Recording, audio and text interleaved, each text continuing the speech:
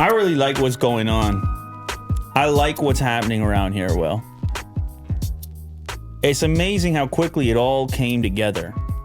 I was thinking, wouldn't it be great to have these conversations with people that are in the game? And then I get in touch with you guys. You guys are in the game. Yeah, car game. In a big way. In the game. Ladies and gentlemen, this is the Straight Pipes, the #1 car channel on YouTube.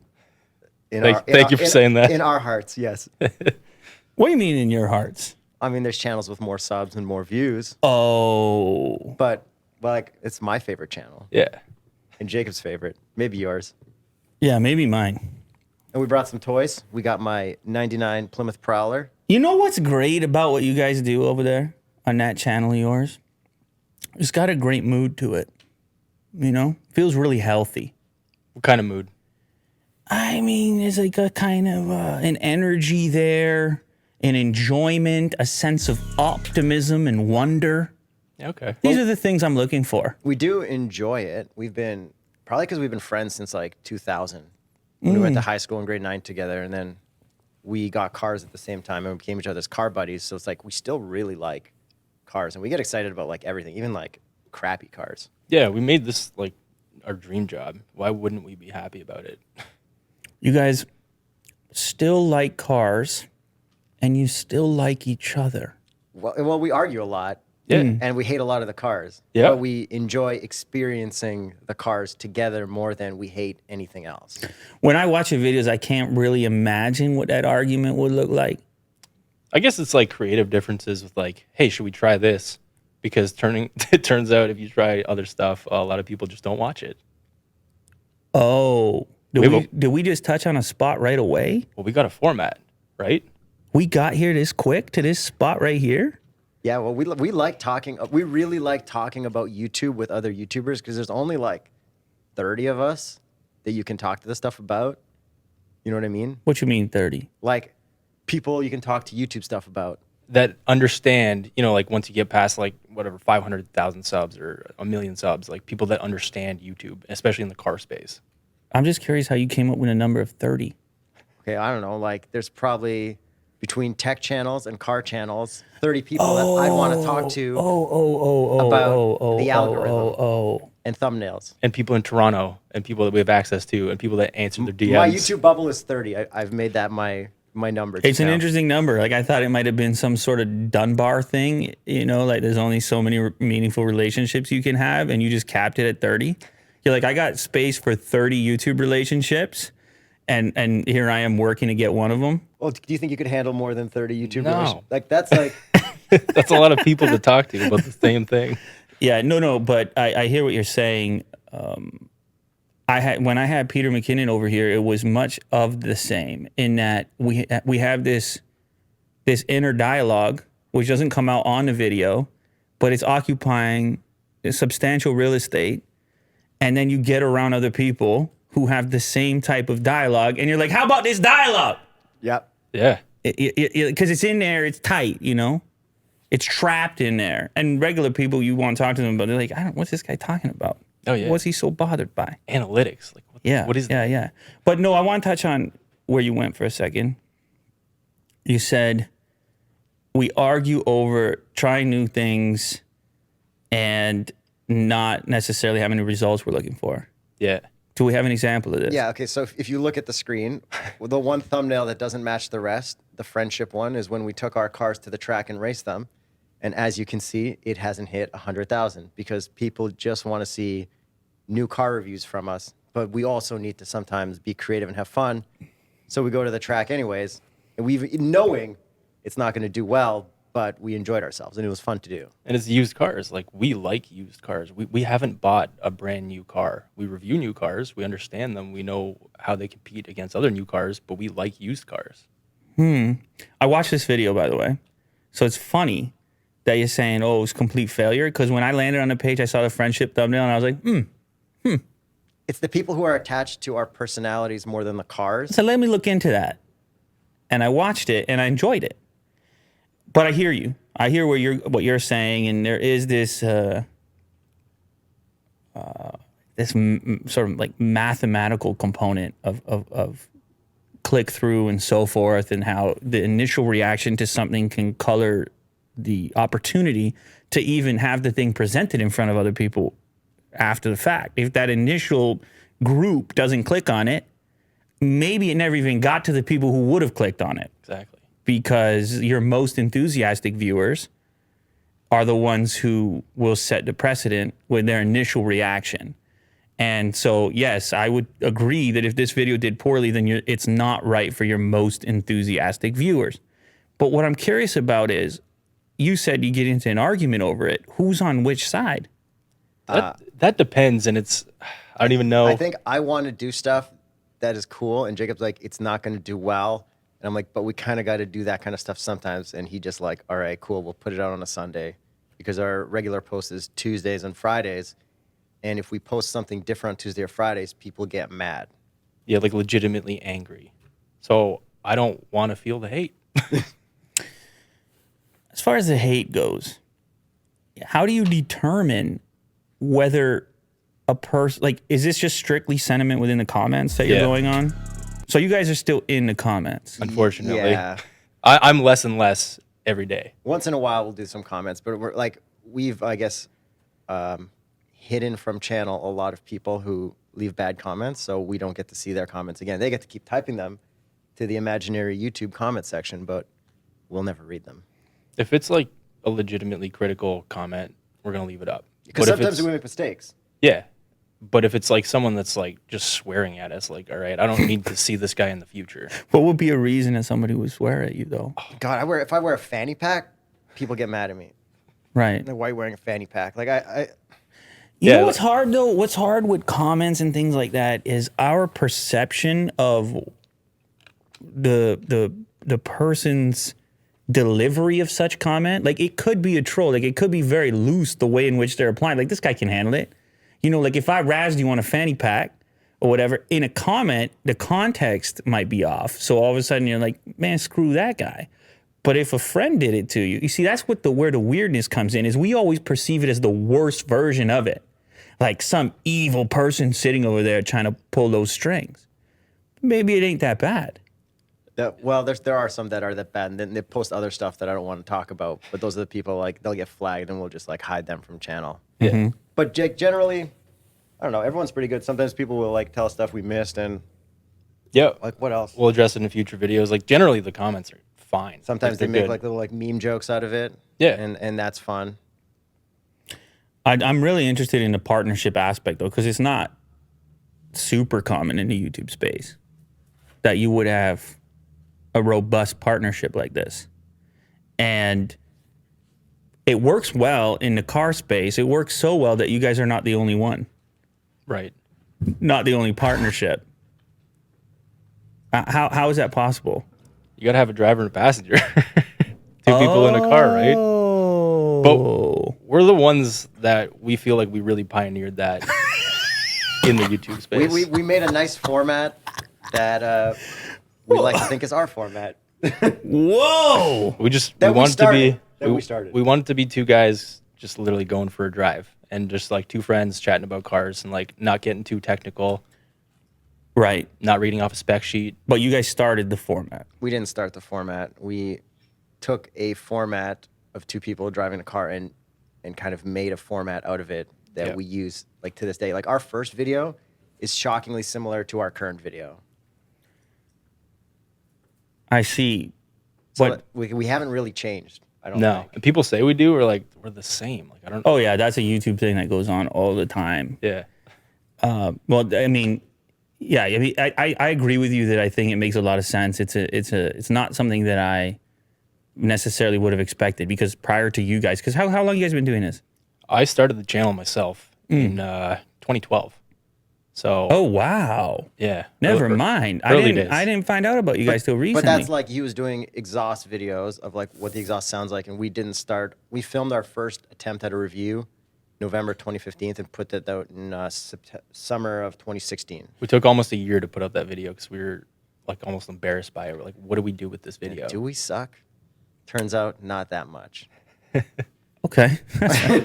Yeah. No, I mean, because I think part of this game is feeling like you suck on a fairly frequent basis, right? true. Like Definitely still have imposter syndrome Mm. to this day. Like, once in a while you're like, Yeah, that's fair. You're like, what? should I be the guy telling people what kind of new cars they should be buying? And then it's like, I guess so. Yeah, like we've driven hundreds of cars, so we do have a knowledge base of comparison. Oh, this is something that I've thought about very deeply. This idea of the growth of a channel and the diminishment in relatability. So when you guys started, you were your audience, and now you're something else. And you feel like the experience is in line with the advice that you can supply. And I'm speaking from personal experience here. I'm not like sending something your way. This is a feeling that I've had. And I've even said this in videos before, which is like, I look at a smartphone that's, I don't know, $1,000, and I'm like, this smartphone is great. I love it, whatever. But really lacking the position that would be very cost conscious, that would say, no. Like, I'm far more interested in where the value point is, let's say. And then I might find it difficult to be as excited about a $300 phone as I might have been when I started the channel, and it had a closer relationship to where I was at in life.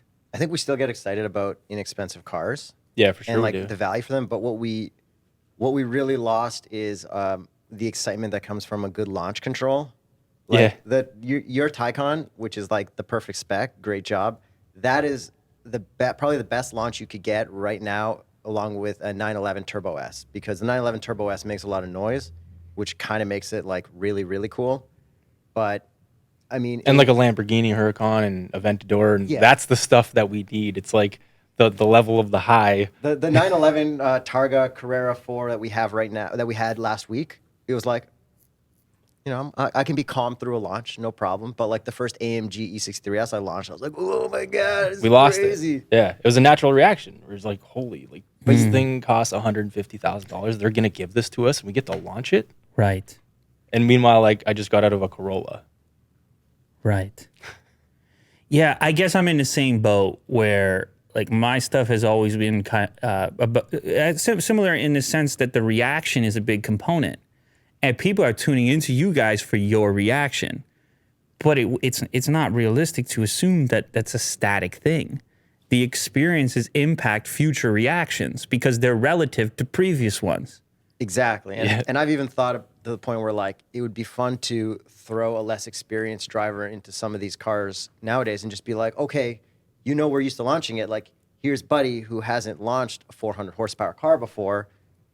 Do it. But then that comes with telling the manufacturers who gave you the press car that, oh, there's going to be an amateur launching your car at the racetrack to show how exciting it is. Our insurance won't cover this person. They don't want to do that. And if we do that without asking them, then we'll get in trouble, and then they won't give us cars for a while. So it's like... And then we take on the liability of that as well. Yeah, so there's creative stuff you want to do, and then everyone's going to get mad. So it's almost easier just not do it. But to your point, that's exactly it. It's like people leave comments saying, I can tell they're not excited. What's wrong with is everything okay at home? when we're driving like a J5 or something. Yeah, or just an SUV. We're like, we don't need to be excited about an SUV. We can like it. We're not excited about it, and we're not faking it. But here's what's weird about that is trying to figure out what it is that people are watching and what they're hoping to extract from that experience. If you have a track record of delivering enthusiasm, it might not be an optional ingredient.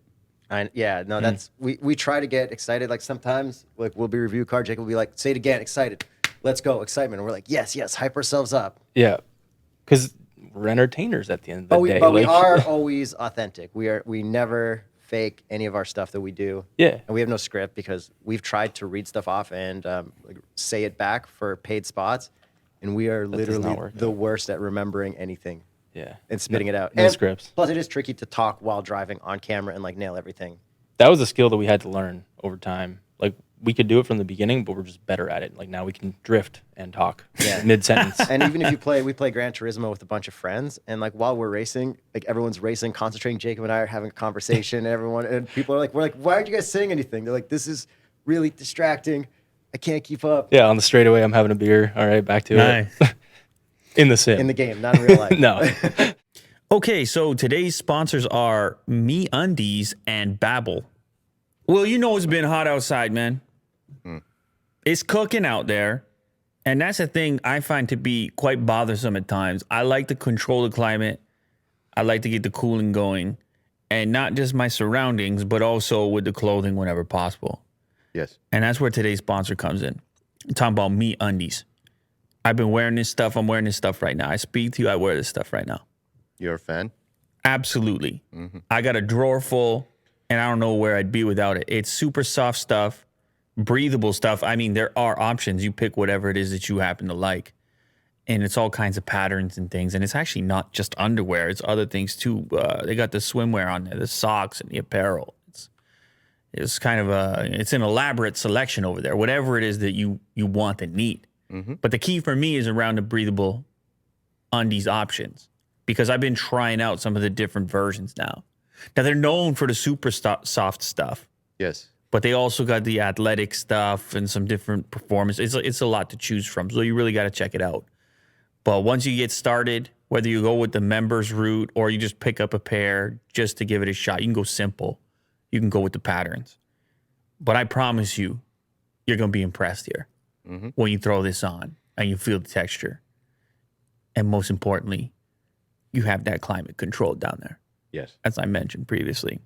Designed to be the softest thing you've ever worn, MeUndies are energized by creativity and made for self-expression. Available in sizes from extra small to 4XL, MeUndies has countless styles and prints to choose from, so your buns can have more fun. We've got an offer for our listeners, Fun Buns. If you're a first-time purchaser, you can get 15% off and free shipping. They've also got a problem-free philosophy. If you're not satisfied with any product for any reason, they'll refund or exchange it. No questions asked. To get your 15% off your first order and free shipping, go to MeUndies.com/LouLater. That's MeUndies.com/LouLater, or just click the link down in the description to get 15% off your first order and free shipping. So, Will, for this next sponsor, I already started hearing some feedback from one of our viewers, and then that hit me up on social media, hit me up on Twitter and said, hey, after I saw your ad, I signed up to Babbel, and I'm already making progress with another language, so thank you so much for introducing me. Nice. So then I saw that endorsement. I was like, man, some of this stuff, it really works out. You connect the right people. Right on. Babbel is where you're going to learn your next language, a number of different languages to choose from. I mean, you can see over here Spanish, French, German, Italian, Russian, Portuguese. I mean, it's a long list. And this is going to enable you, especially now, Will, that people, they want to get back to traveling more than ever because people have been cooped up. Yep. And so now you hop on those planes and trains because the world has opened back up, and you can even take Babbel with you, learn on any device. The sessions are 10 to 15 minutes. You may even take those sessions with you on the plane as you approach these new destinations. You got some free time, just do it. There it is. And you feel much more engaged when you arrive at your place because now you can interact a little bit because you put a little effort into the language. I know a lot of people really wish that they had more languages. And it's been this barrier to get over it. But now you have it in a nice little app, which goes with you anywhere on your phone. 15-minute lessons make the perfect way to learn a new language on the go. Unlike the infamous language classes you took in high school, Babbel designs their courses with practical, real-world conversations in mind, things you'll get to use in everyday life. Other language learning apps use AI for their lesson plans, but Babbel lessons are created by over 100 language experts. Their teaching method has been scientifically proven to be effective. With Babbel, you can choose from 14 different languages, so it's 14 total, including the likes of Spanish, French, Italian, and German. Right now, when you purchase a 3-month Babbel subscription, you'll get an additional 3 months for free, so that's 6 months for the price of 3. Just go to Babbel.com and use promo code LEW, that's L-E-W. It's BABBEL.com, code LEW, L-E-W, for an extra 3 months. All the details will be in the description, plus the link, but just don't forget the promo code LEW So you get the special deal, and they know we sent you. So you guys brought some rides with you today. I mean, these are pretty cool. This is not the typical They're really cool. car that somebody shows up over here. Yeah, one's a little cooler. Which one's cooler? You guys said this to me before, and I know it's a trick, right? Like I can't say the You right can say answer. whatever you think is cooler. I mean, certainly the more striking one is the Prowler, but if I had to own one, it would be this one. There you go. So that's from Porsche Center North, Toronto. Yeah. And it is, we did a comparison with a current Targa. Yeah, old versus new. 2021. Yep. And they restored this in their 2020 or 2021 restoration challenge. All the dealers in like North America or in Canada did that. And it's pretty sweet. Like it's cool, but it's definitely like tricky to drive compared to modern Porsches. Sure. It's lacking some of the Well, technological advances. It has Apple CarPlay. yeah. What? Oh, they Yeah. replaced a deck? But it's like this small. It's a Porsche Classic deck that's about 2 inches long. Oh, I've seen those. It's cool. How about Android Auto? It doesn't have it. Right. Oh, yeah. They don't have it on any cars yet. Right? They do now. Oh, do they? On a lot of actually, the Taycan got an update. Oh, okay. They're doing OTA. I need that OTA real quick. Really? I don't know. Maybe I got it. I thought you were an iPhone guy. I'm not driving that car every day, so sometimes I don't notice. But that's definitely a fun car. I got a thing for Porsches. I don't know what it is. They're cool. I don't know They're what it is. really cool. But what year is this one? This is an 86 86. Targa.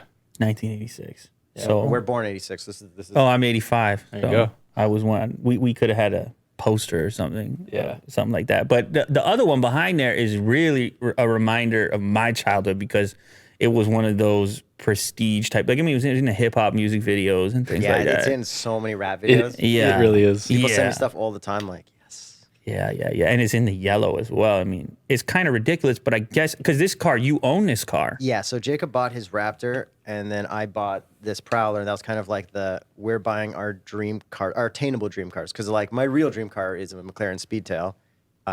I can't buy one because they're $3 million. Doug just did a review on one, which I need to sit down and actually watch soon, because I just like love the way he goes through everything. But yeah, it's just my realistic one. It's fun, kind of slow, but it's cool. And I guess I liked it because there's like nothing else like it. You know what I mean? It's the cheapest car you can buy that gets Lamborghini levels of attention. Oh, most of that I would look at that before a Lamborghini myself on the road. Like I just told you when you rolled up with it, I haven't seen something like that in decades Yeah. or a decade. I don't know. Yeah. There's a lot in Decades. purple, dark purple. So you might have seen a dark purple one but not realized it. Oh, maybe, but it's not a lot. I see Lambos all the time. All the time. Never see Prowlers. Never. So I think it's a cool choice. Can I ask you what you paid for it? 30 grand. Pretty good condition over there. They're all in good condition because nobody winter drove them. No, like they're all low mileage. This has 30,000 miles. That's considered like medium to high mileage. Mm-hmm. And now everyone's listing them at like 40 to 50, but they're not selling. Like they're worth $30,000 and people just need to accept it. But And Yuri and I talked about this too. It's like Yuri's the kind of one-off in our age group of probably who wants that.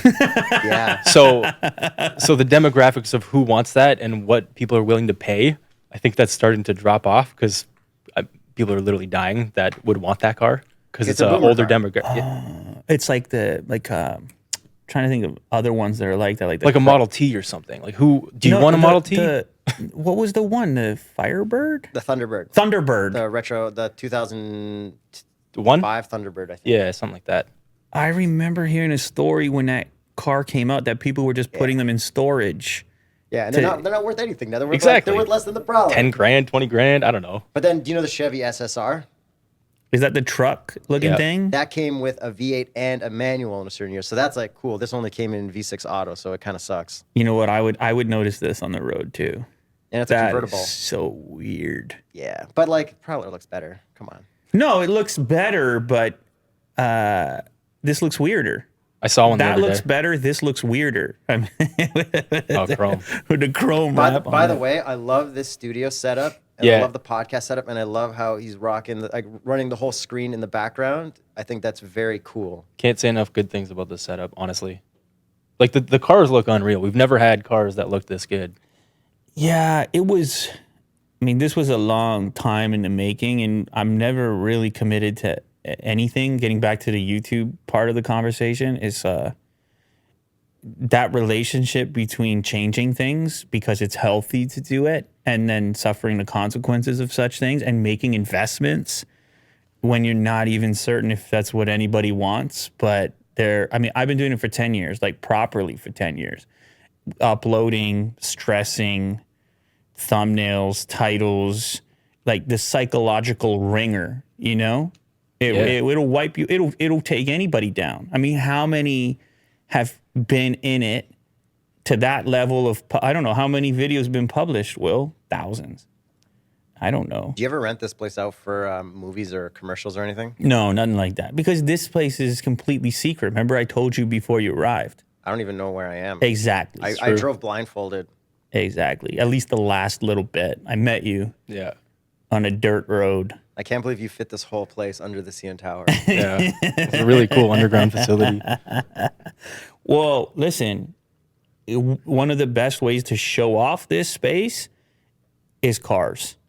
It actually, I would say that's one of the main benefits of having built it is all of a sudden it opened up the car thing for me, which I'm going to be honest with you. Right now, I'm having more fun with the car videos than the tech videos. Can we talk about tech reviewers and cars? Because like you're doing it, MKBHD is doing it. I think who else is doing it? Every tech reviewer bought a Tesla. Right. I like how you did not buy a Tesla. Well, I bought one of those too, the new plaid one, but I might cancel it. I don't know. I mean, Well, it's the world's fastest. First. I bought a Taycan come first because I've been that guy. I remember. Are you a car guy, first of all? Can I just one thing on that? I have some sort of anti-cult thing in my head. It's the same reason Apple doesn't like me that much. Like I have some kind of weird resistance to if everything is going one way super strongly. I'm like, man, I don't know.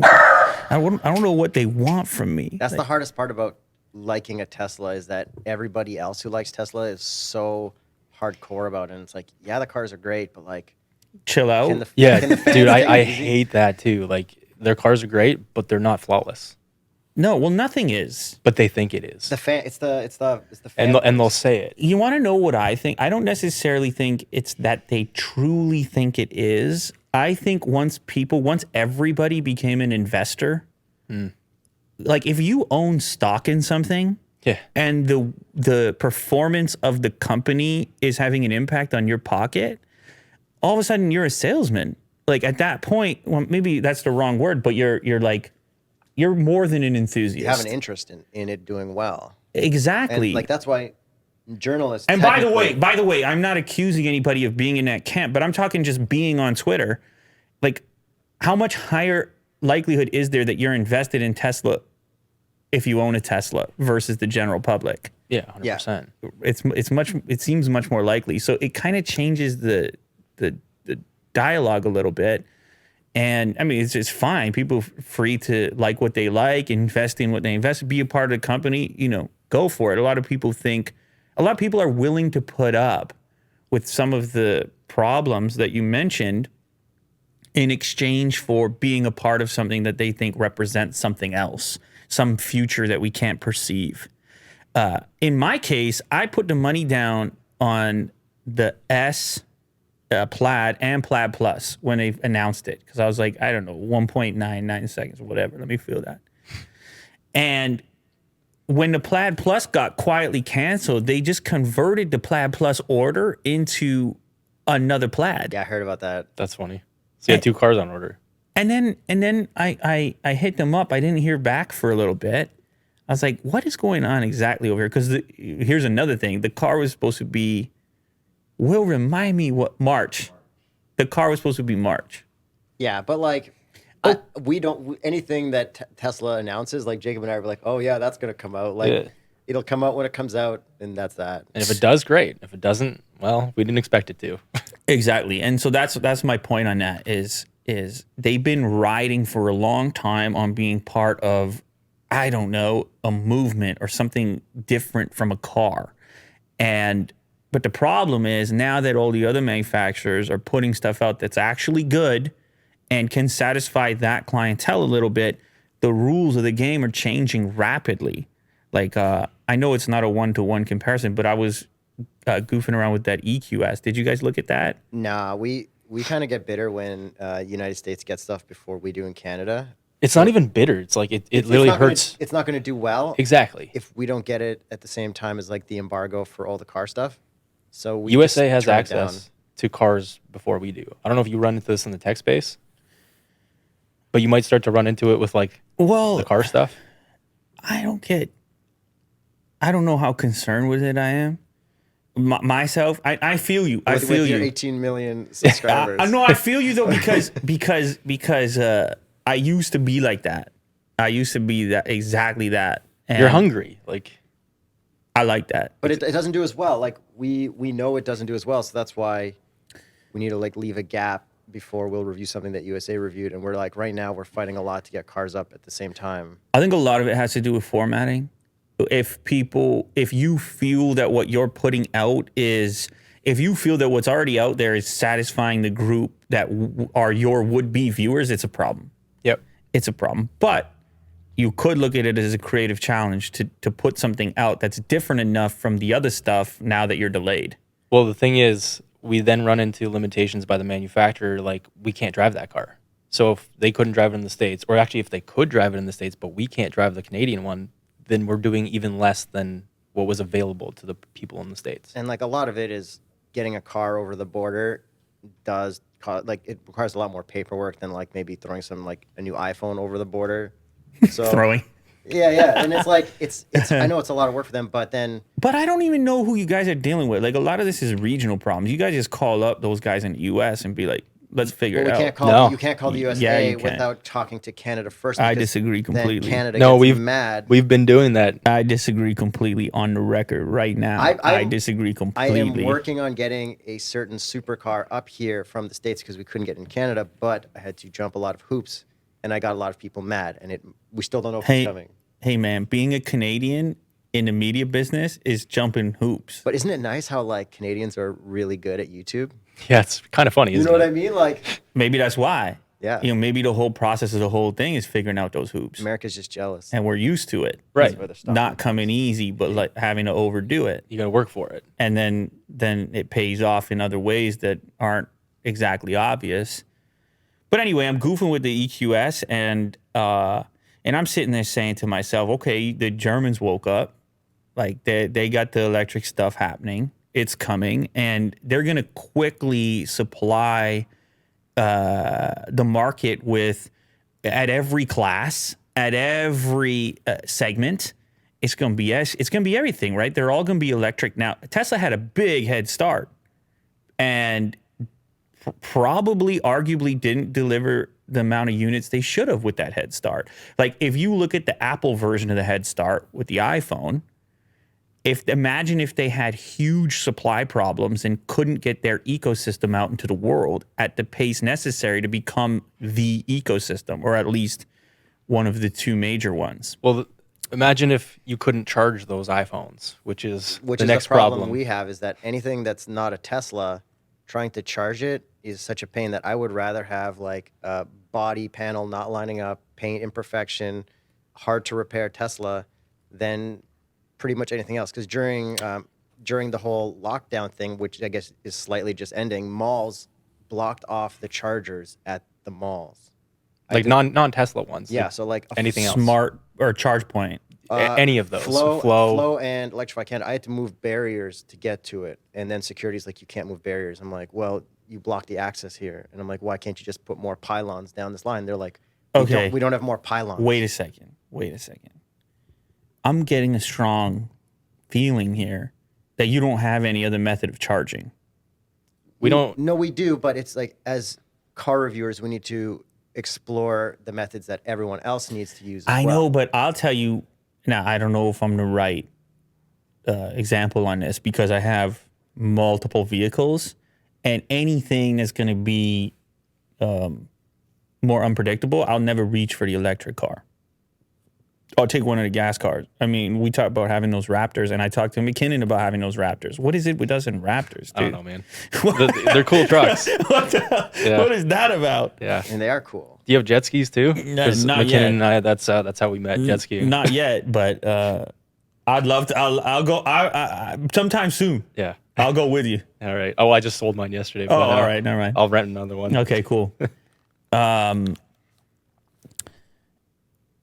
But when you take that to the gas station and you see you got, what do you have, like 800-900 kilometers on it?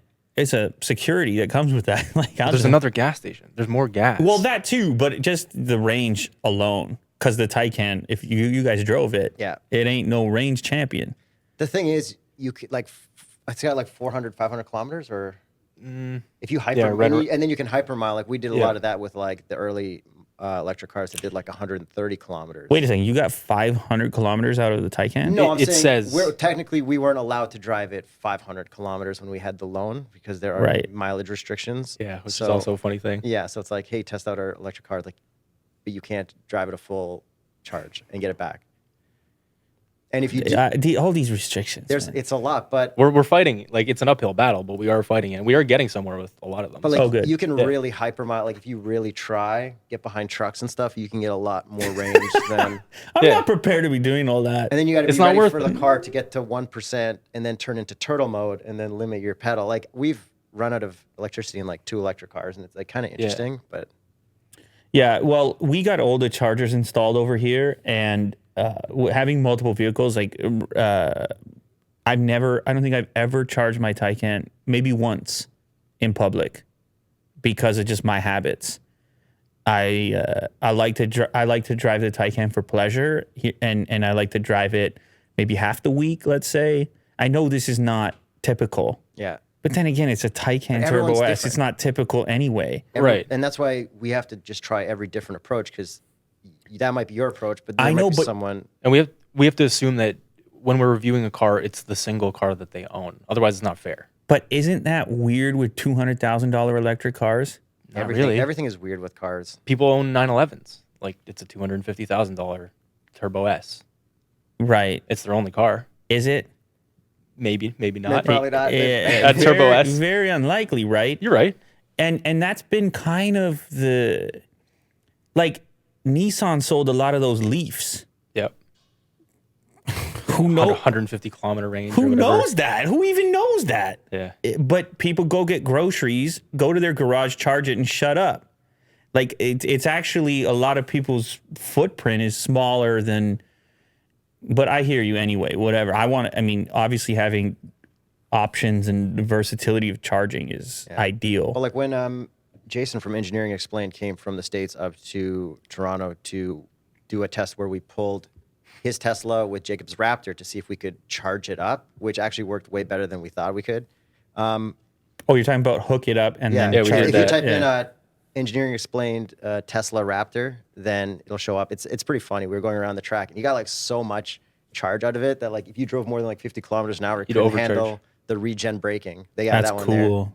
And then Hello, everyone, and he welcome. used the whole like he's like, without the Tesla charging infrastructure, he probably wouldn't have done the trip as easily because it was just so convenient. Road tripping, no joke. Yeah. Yeah. I hear you completely. And the funny thing, sorry, about this video is he did the math, and it's actually more efficient for me to pull him and drive. So to drive the same distance, it's actually more efficient for me to pull him and then use that Tesla for the remaining distance that it charged than it is to just drive my Raptor because it's so bad on fuel. Whoa. Pretty funny, eh? Engineering Explained. Yeah. Really good channel. Yeah. No, I've watched his stuff before, but that's a cool finding. Like you don't always get that. Right. You run the experiment and you get the cool. Yeah, I mean you got drag and everything going on over there. But getting back to where I was trying to go with the Mercedes stuff, I think I think they're going to figure it out. Period. I mean, they're on the record talking to their shareholders saying 2025 we're all electric. Period. Charging infrastructure. It's not going to happen without the infrastructure. I'm sure it's a lot better in I'm the saying States. it's not going to be optional. If your whole lineup is electric, I'm waiting for the chargers to see the chargers. There's not enough chargers. There's like the grid can't handle that many cars at once. So then if this is your position, then when these brands say by 2025 we're all electric, what laugh. Well, okay, you think it's I think It's a joke. garbage? Yeah. if you say by 2025, is the CEO still going to be the CEO in 5 years? Maybe not. Will he be in trouble for something he said, even though he's not there? Someone will be like, oh, this the old guy said that. It's going to take us 5 more years. We miscalculated.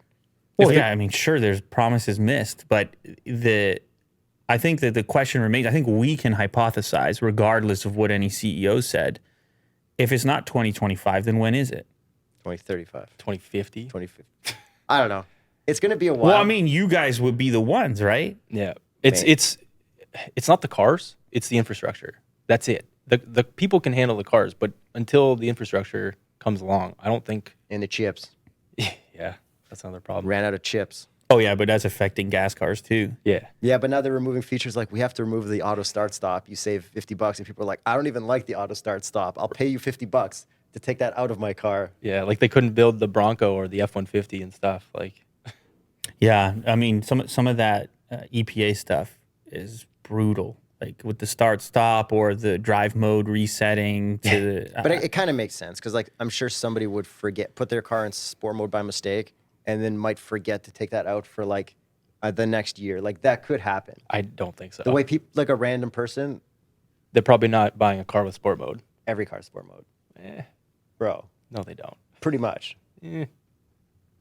Don't they almost? all have Okay, sport I'm mode? with you. Then what about just some sort of override that we can easily find in the menu for those that care enough to keep it locked in one mode? The trick is to buy a manual car, and then you Right. are the sport mode. Yeah, an older car. But what kind of cars do you like? What's your kind of? Do you like gas cars? You like manual cars? You like sports cars? You like trucks? I appreciate cars, but I'm just so I don't have enough time to have the variety of interests where I could feel like I really got a grip on it. You know what I'm saying? Like I can look at this Porsche and be like, man, that would be fun to drive. Once, twice. Do you know what I'm saying? Like I got places to be and stuff to do. It's all mapped out. If I could unlock some extra time, I would love it. But the electric one is easier for me because obviously the interface with the technology realm is more immediate as opposed to sort of the classic aspect of enthusiasm that you guys have over here. How about movie cars? Do you have like a favorite movie car that you'd want to drive? Like, would you want to drive like the Ghostbuster station wagon to work every day? Because you're saying you got to get places. Like, you got to get places one or another. You might as well just take the cool car sometimes, right? Like, I didn't have to take that here today. No, that's a good move for today. What I'm trying to tell you is I'm jealous of your channel, is what I'm trying to tell you, that you guys get to work it into work. Because as I go through this process, I realize that even this conversation, I had to find ways to wedge it into something work practical that allows or enables that thing to take place. And as you guys recently had babies, it's all gonna happen to you, that this is gonna play out in your life, that you're gonna have to sort of maneuver and jam things into places where you don't. You know what I'm saying? Yeah. That's where I'm at. Or maybe you're already doing it. I'm sure everybody does that to a certain extent. But the same thing goes with building this space and then being able to cover more cars. It was like I had to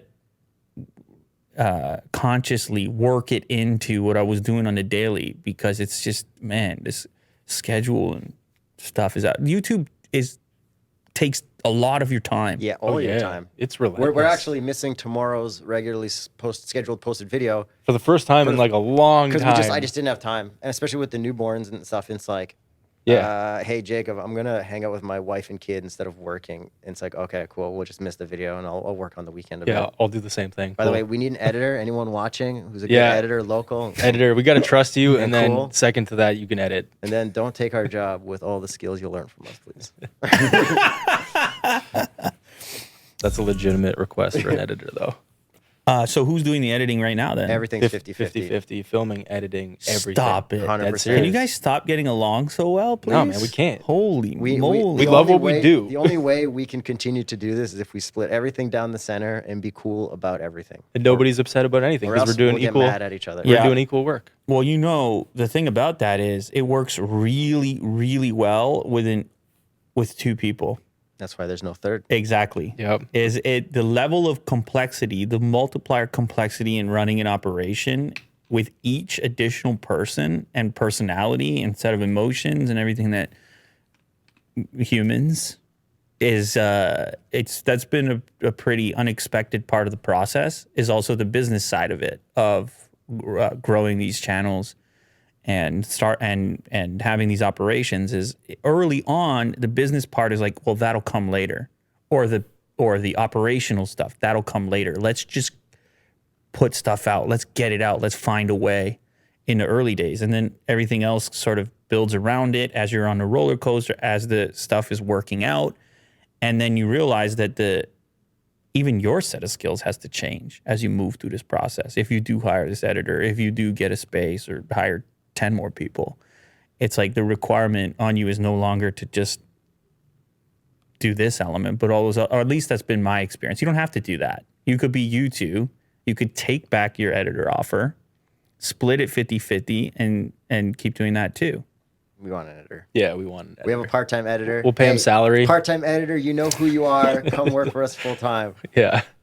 No, I hear that. I hear that. Because you got to get time back at some point. It's Yeah, exactly. such a valuable resource. And in the early days when you're younger, you don't even notice that you stayed up all night editing something. It's just like, Well, yeah. Well, when we started the channel, we weren't even 30. No, and like I had an office job, and so I worked like almost 24 hours a day because I'd come home and do YouTube. Well, even still now, I'm like, all right, I come back from filming, I help put the baby to sleep or whatever, and then I'm like, all right, I'm going to edit for like 4 hours, which is what I could do tonight if I wanted to make tomorrow's video, but I just want to like not be tired. We pulled an all-nighter like last week, so it's all good. Which one for the Honda Civic Civic and the Corolla? Corolla.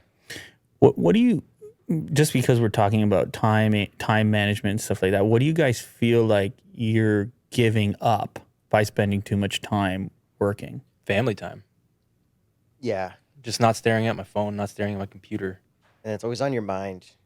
Yeah. Like I remember having a 9-to-5 job, and I like left the work, and I was like, what do I want to do? Go for a bike ride? It's like if I want to go for a bike ride, it's like if I go for a bike ride, this video won't get done in time, and if I go for a bike ride, then I need to make up for my bike ride. Then it's like, is this bike ride really worth it? And it's like, nah, I'll just have a beer and edit. Yeah. How do I justify the bike ride to my wife because it's not work? Yeah, unless I make a biking channel, and then I can bike all the time.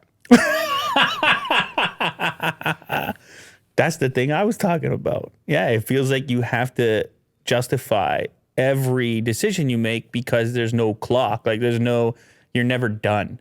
It's Yeah. always ongoing, and there's no limit to the amount of input you can put into it. You could say, I'm going to go reply to a comment, or I'm going to go retweet a thing, or I'm going to go, whatever variety of tactics you can employ are unlimited. And so then it's only up to you to determine where the boundaries are.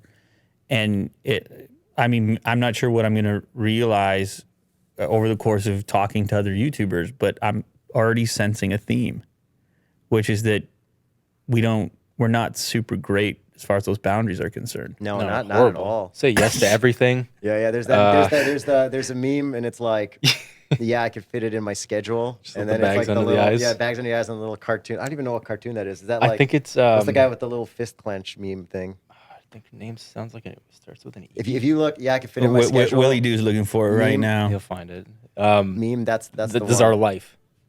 Yeah, there it one, is. That one. Oh, is that from Arthur? Yeah, That's Arthur. the one. That is E, but it's an A. That's what our life feels like. Is that little face? Yeah. We just send that to each other when like we get a stupid email. But that's the thing. It's like I had an office job, so again, whatever, 9 to 5, and it ended at 5. And if I worked harder, there was no motivation. It was like dangling a carrot of a raise maybe next year. Well, here I can get a raise like every day if I work a little bit harder.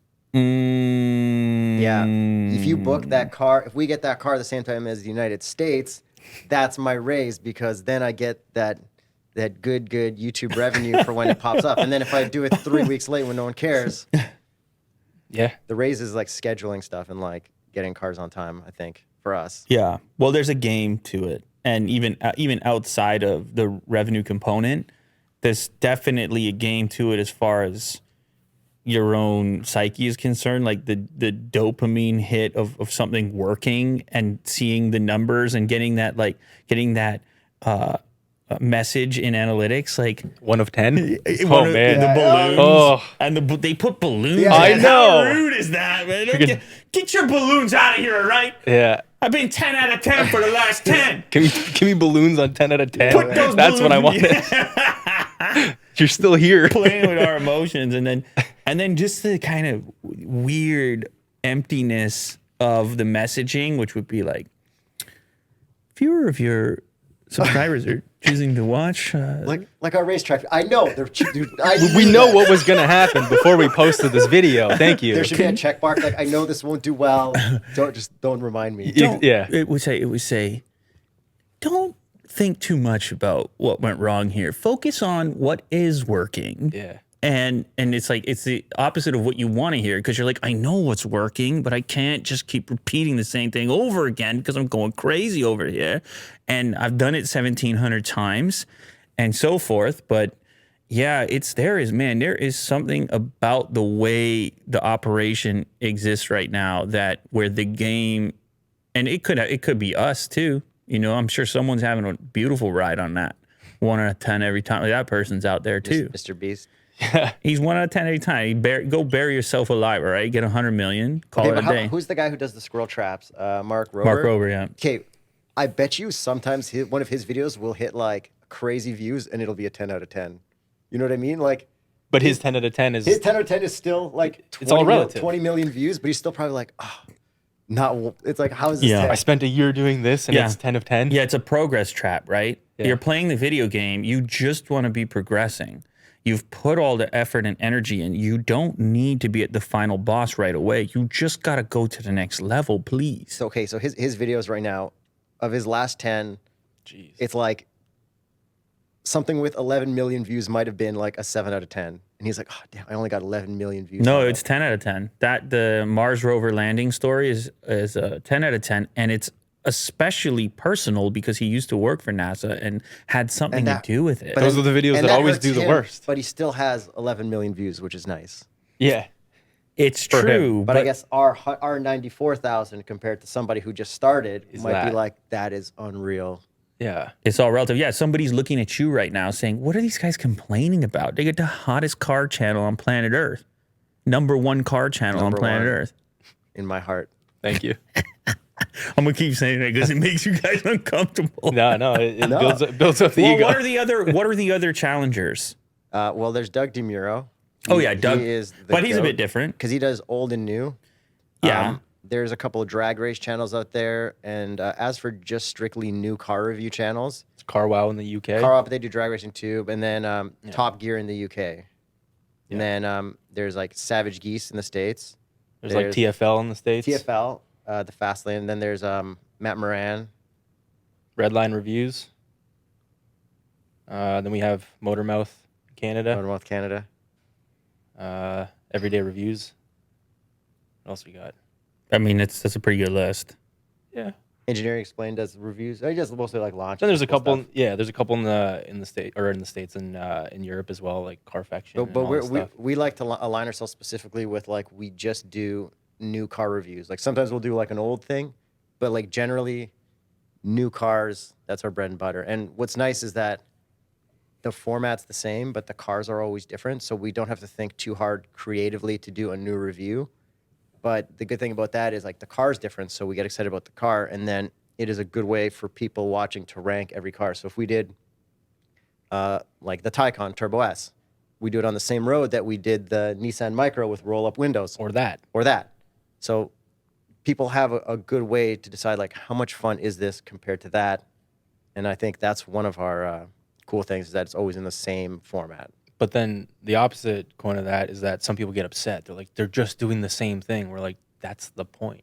So there's because we're trying to be like a consumer advice channel as well as entertainment. But like very lightheartedly and like casual. Yeah. So you can still compare what the car does and what features it has, but we're gonna have fun with it.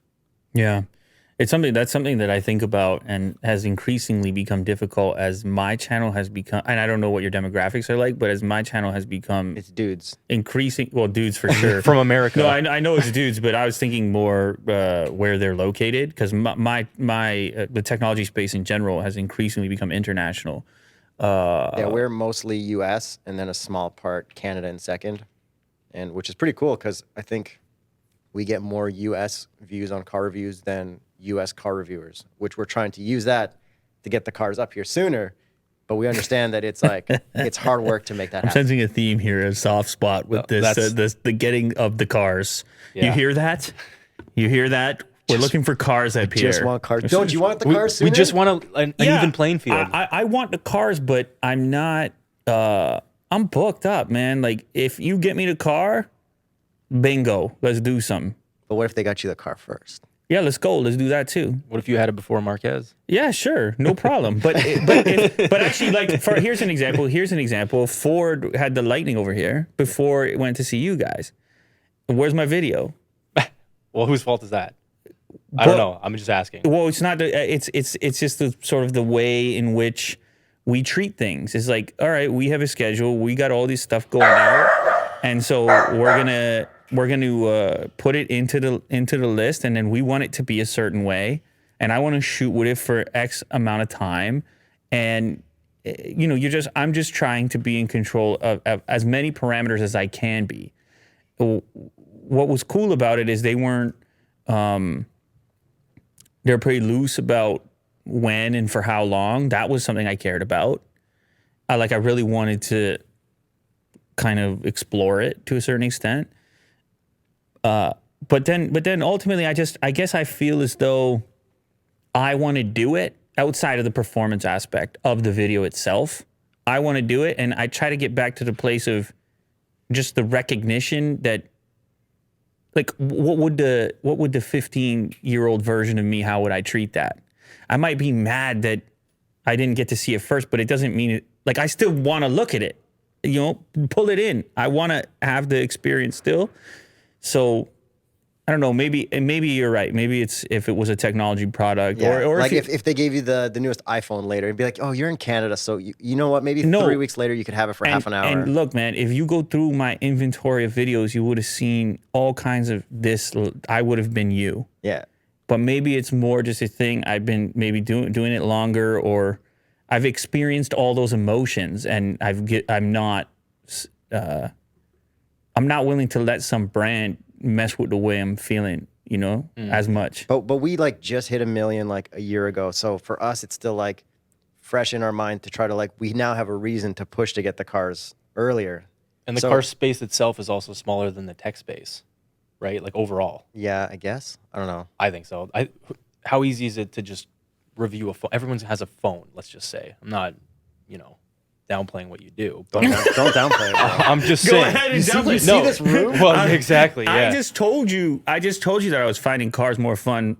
But see, that's weird. Maybe I am because it's not as high stakes. I get to look at it with fresh eyes. I get to be like, Well, it's like you doing your tech stuff on the side for fun. So I got my personal Yuri Tershin YouTube channel where I'm just whatever's cool. I got 50K and a verified on Instagram. Hit me up with the influencer stuff. Let's have some fun with it. He's reviewing garden hoses and stuff. Garden hose. I got them. Yeah, Gardena sent me a retractable garden hose. Man, that thing will change your life. And see, and then I did a portable dishwasher for my apartment. And there's new comments on that every day. They're like, oh my God, this works great. I'm going to get one for my apartment. I'm like, portable dishwasher, yes. But did he get the first portable dishwasher review of Type that? in Yuri Tershin. No. Apparently, Does he care? Yuri is you get a lot of weird Japanese stuff. oh yeah, right away. Tereshyn. No, Sorry. I mean he's Worst name for a YouTube channel. He's dead at this now. Oh, S-H-Y. He loses. S-H-Y. Yeah, no, we're dead. You show the thumbnail for the dishwasher. We're dead. We died. How about the down. Yeah, see, portable profile dishwasher. pic with right here? 14,000 views. And that wasn't the first one. Dishwashers. But it's cool. I don't know. Because when I looked for a dishwasher online, I'm like, how does this work? And I found a cool review. I'm like, all right, cool. I'm going to bite this guy's style and make my own review. Get some views on it. Yeah, I would argue. I mean, you probably approach this a lot differently than you do with the other channel because No rules. No Jacob to tell me what to do.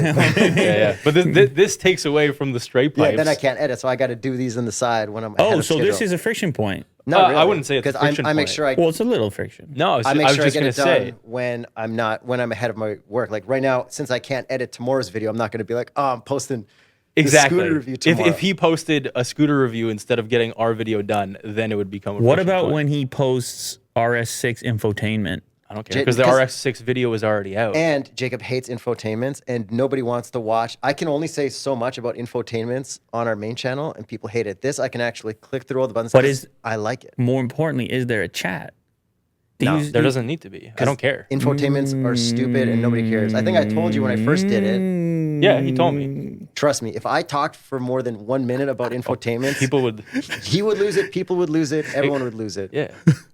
Nobody likes even the infotainment. word infotainment. Wow. It's terrible. Yeah, I mean, they all need to get over it. I think Google's working on some sort of universal interface, like just Android in your car, and it's in- shut up already. It's in the Volvo XC40 Recharge and another Volvo. But I like- think. I think Volvo skinned it a little bit. I think Probably. the eventual end game is it would be like Android, that you would know your way around any car you jumped into. I think Ford just signed a deal with them. Yeah, that sounds Long-term right. deal. I don't know when it's going to roll out, but it's a much better idea than. I mean, these infotainment systems, they're in development so far in advance, like years in advance. They're outdated by the yeah. time they ship. It's a disaster. Yep. You could get me also complaining about infotainment. Good. So I haven't yet to run into one where I'm like, this is great infotainment. You know what? Drive like a 3-year-old Hyundai. Solid. That's a great There's infotainment. it's just like normal stuff. Nothing is weird. A lot of hard buttons, and everyone's like, "Why do you like Hyundai so much?" Because it's good. Like I don't know what your problem is. And like your Taycan, how often do you adjust your vents? Oh my god! Yeah, this is Yeah. zero. I don't even- I had a different Porsche before that, and it was the same thing with like the digital. I just left it on interface diffused. for the I'm like, thing, you know yeah. what? I'm all right with diffused air. Like Whatever the Yeah, temperature is. you it's get fine. better at it with time, just like anything else. But you're certainly making sacrifices for the science fiction interior. No doubt. It's a trade off there. But okay, so like back to my personal channel quickly. I like Jacob started with the exhaust videos, and that was like his taste of like YouTube success. You got like Yeah. 300,000 views, a couple shares on big sites. Stuff would get shared. I'd be like, holy, this is awesome. I get like $10 off this video. I'm like, I can make money. And for me in like 2012, I did I was flying drones like before anyone else. So like I did some like propeller balancing and motor balancing tutorials, and people were like, wow, it's actually helpful. And then I did the Alex Moss gimbals, like the old ones. I finally had figured out how to tune it properly. Like I had the best PID tuning thing. I put it down, put it up there. It had like 80,000 views, only thumbs up, only positive comments. Like, you saved my life. I've got a job tomorrow. And this was the only way I could get it working. And I was just like, yes. So that was like my first taste of like YouTube stuff is good. And then, yeah, So that's how. why I keep the personal channel with the reviews going, because I did it once and it was fun. And I wanted to do it again. I like helping people. Well, there is something as well about scale and how the expectations change with scale. Like because you become more of a brand and less of a person. Like the bigger you get, and because like it's like the whole punching up thing. The expectation is you can handle more because you've had more success, so people can say those nasty things to you. You know, all the people you're blocking and whatnot. Yeah. And however, if you have this smaller community, there's almost like a subconscious recognition that like, why am I hating on this guy? This guy's like me. Like, what's he got 9,000 subscribers? Yeah, almost 10. Here we After go. this video, I think you'll, no, you'll I hit don't know. that. I don't know about that. Everybody subscribe, give me a 10. Subscribe to the straight. Or don't. Yeah, subscribe to the straight price. Yeah, no, but when we were starting out, like we didn't get negative comments until like probably 500,000 subscribers. Yeah, And yeah. then we became overrated. Yeah, we we're underrated and then overrated and then It was like that. yeah. Are you rated correctly now? I don't know. Right. I don't care either. Okay, that's good. Yeah, Yeah. I don't know. I did want to ask you guys about since the most recent car interactive, I got a video going out probably the same time this goes out on like my Ford Lightning video. It's a long video. I don't know. It's probably going to be Yeah, let's talk lightning. like 26-minute runtime or something. And you did like a half an hour live stream on it. Well, live streams are Do you want to tell them the live stream rule? what's the live stream rule? If we can't drive the car, we do yeah. a live stream. Yeah, that is the rule. Oh, this is your way of Getting content without being able to drive the car because Yeah. we can't do the same review because we can't drive it. So you put in all the effort, you walk around, you do stuff. But for us, we're like, if you're not going to let us drive it, we're just going to live film with the iPhone, some good audio equipment that we finally figured out. Thank God. And we're gonna put that out there, and that's our way to do static ones without like filming, editing, putting a lot of effort without them letting us drive it I see what you're saying. You're holding the edit hostage. because we can't drive it. Right. But it still does well, and it's like a good compromise, I think, for us. Yeah, and it's nice to have access early, right? And this is like a proof point that we use to manufacturers. Like and digging through was really fun. yeah, and that like the minute we went live, we probably had 30 seconds with that car before we went live. Right. So it's an initial Figuring reaction it out thing. Yeah, that's with the big. audience while they can ask questions. Yeah, it's cool. Yeah. No, for sure. Honestly, there's a real live aspect to what I do, even when it's not live, in that I'm not going to go over something again. Right. Like whatever we get, we get. That goes for pretty much all products. It's always been like that. That's sort of one of the differences with the unboxing concept versus like a review, let's say. That's always been a difference where I've wanted to capture more of a reaction, Just more authenticity. I find it really hard to recommend things. Like when people ask me in real life, hey man, what phone should I get? Something like this.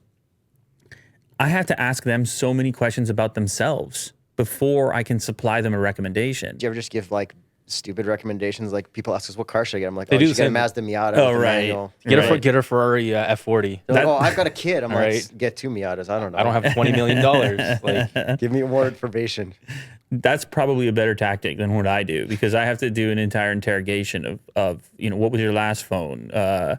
What messaging system do all of your friends use? Are you on WhatsApp or do you do this or do you do that? And then I get on the video and I'm like, wait, I can't just send out some generic recommendation because it doesn't really work that way, which is one of the reasons why some of the best channels to get your recommendations from are just to map yourself to the channels that seem the most representative of you. Like, oh, that guy is like me. Right. So whatever he likes, probably I like it too. And that gets back to my earlier point about like as these channels scale up, it's hard for you to encompass all the variety of personalities and life situations of all the groups that follow you because they're not all exactly like you. There's, like, for example, on my channel, most of the viewers are younger than I am, for one. But I guess that's typical of an internet audience in general. But anyway, so because of the discomfort in that area, it was like, well, I'll capture the reaction because the reaction's always the reaction. Actually, you guys have a piece of that too. The reaction's always the reaction. right. You know what I mean?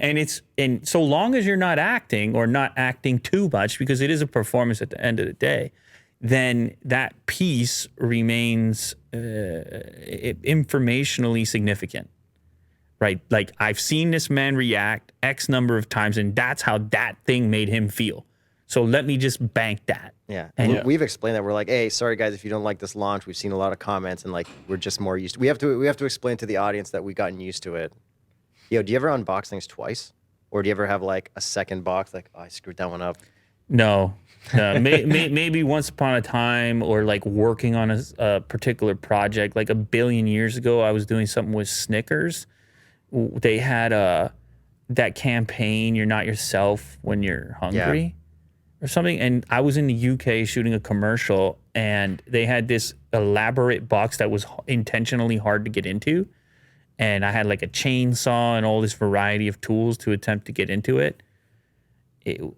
I wasn't supposed to get into it, but that's the closest I can remember to taking multiple cracks at something. Normally, like I said, I just want to do it one time. You start talking 2, 3, 4 times, I'm out of it because I'm like, if it's not enjoyable to me, I know it's not going to be enjoyable to somebody else. So just trying to protect your own mood, your own mindset, be like, look forward to it instead of trying to limit the amount of I just don't want to act, you know what I mean? Yeah, we don't want to act. I don't either. want to pretend. Yeah. It always feels uncomfortable. Why? This might be a little heavy, but why do you think you've had so much success in what you did? Like unboxings, everyone. This is very interesting about this show right here is that I have you guys on, and the same thing happened with Peter the other day. is that normally I'd be asking you questions, but he did the same thing, then asked me questions, and then people get upset. They're like, why do you have these people on and you're talking about yourself so much? I'm like, they asked me questions. Well, you come at us with deep questions, so we got to come at you with deep and ones honestly, too. I And we like just it. met you. And Like, plus, yeah. I want to know about you. No. I like it, and I think it's more typical of a conversation as opposed to an interview. But I think we just have to like work to set the precedent that I feel like there probably a lot of these conversations are going to go this way. But So- after everyone hears the answer a couple times, they'll stop asking. Yeah, it's like, oh, how did you guys meet? High school. Yeah. Yeah, maybe, but some of the themes and trends are more timeless than that. Like less YouTube specific and more. I mean, even his is fairly vague. Like, why did you personally have that? Like, I could take it very tactically, or I could say, I was anointed to do such things.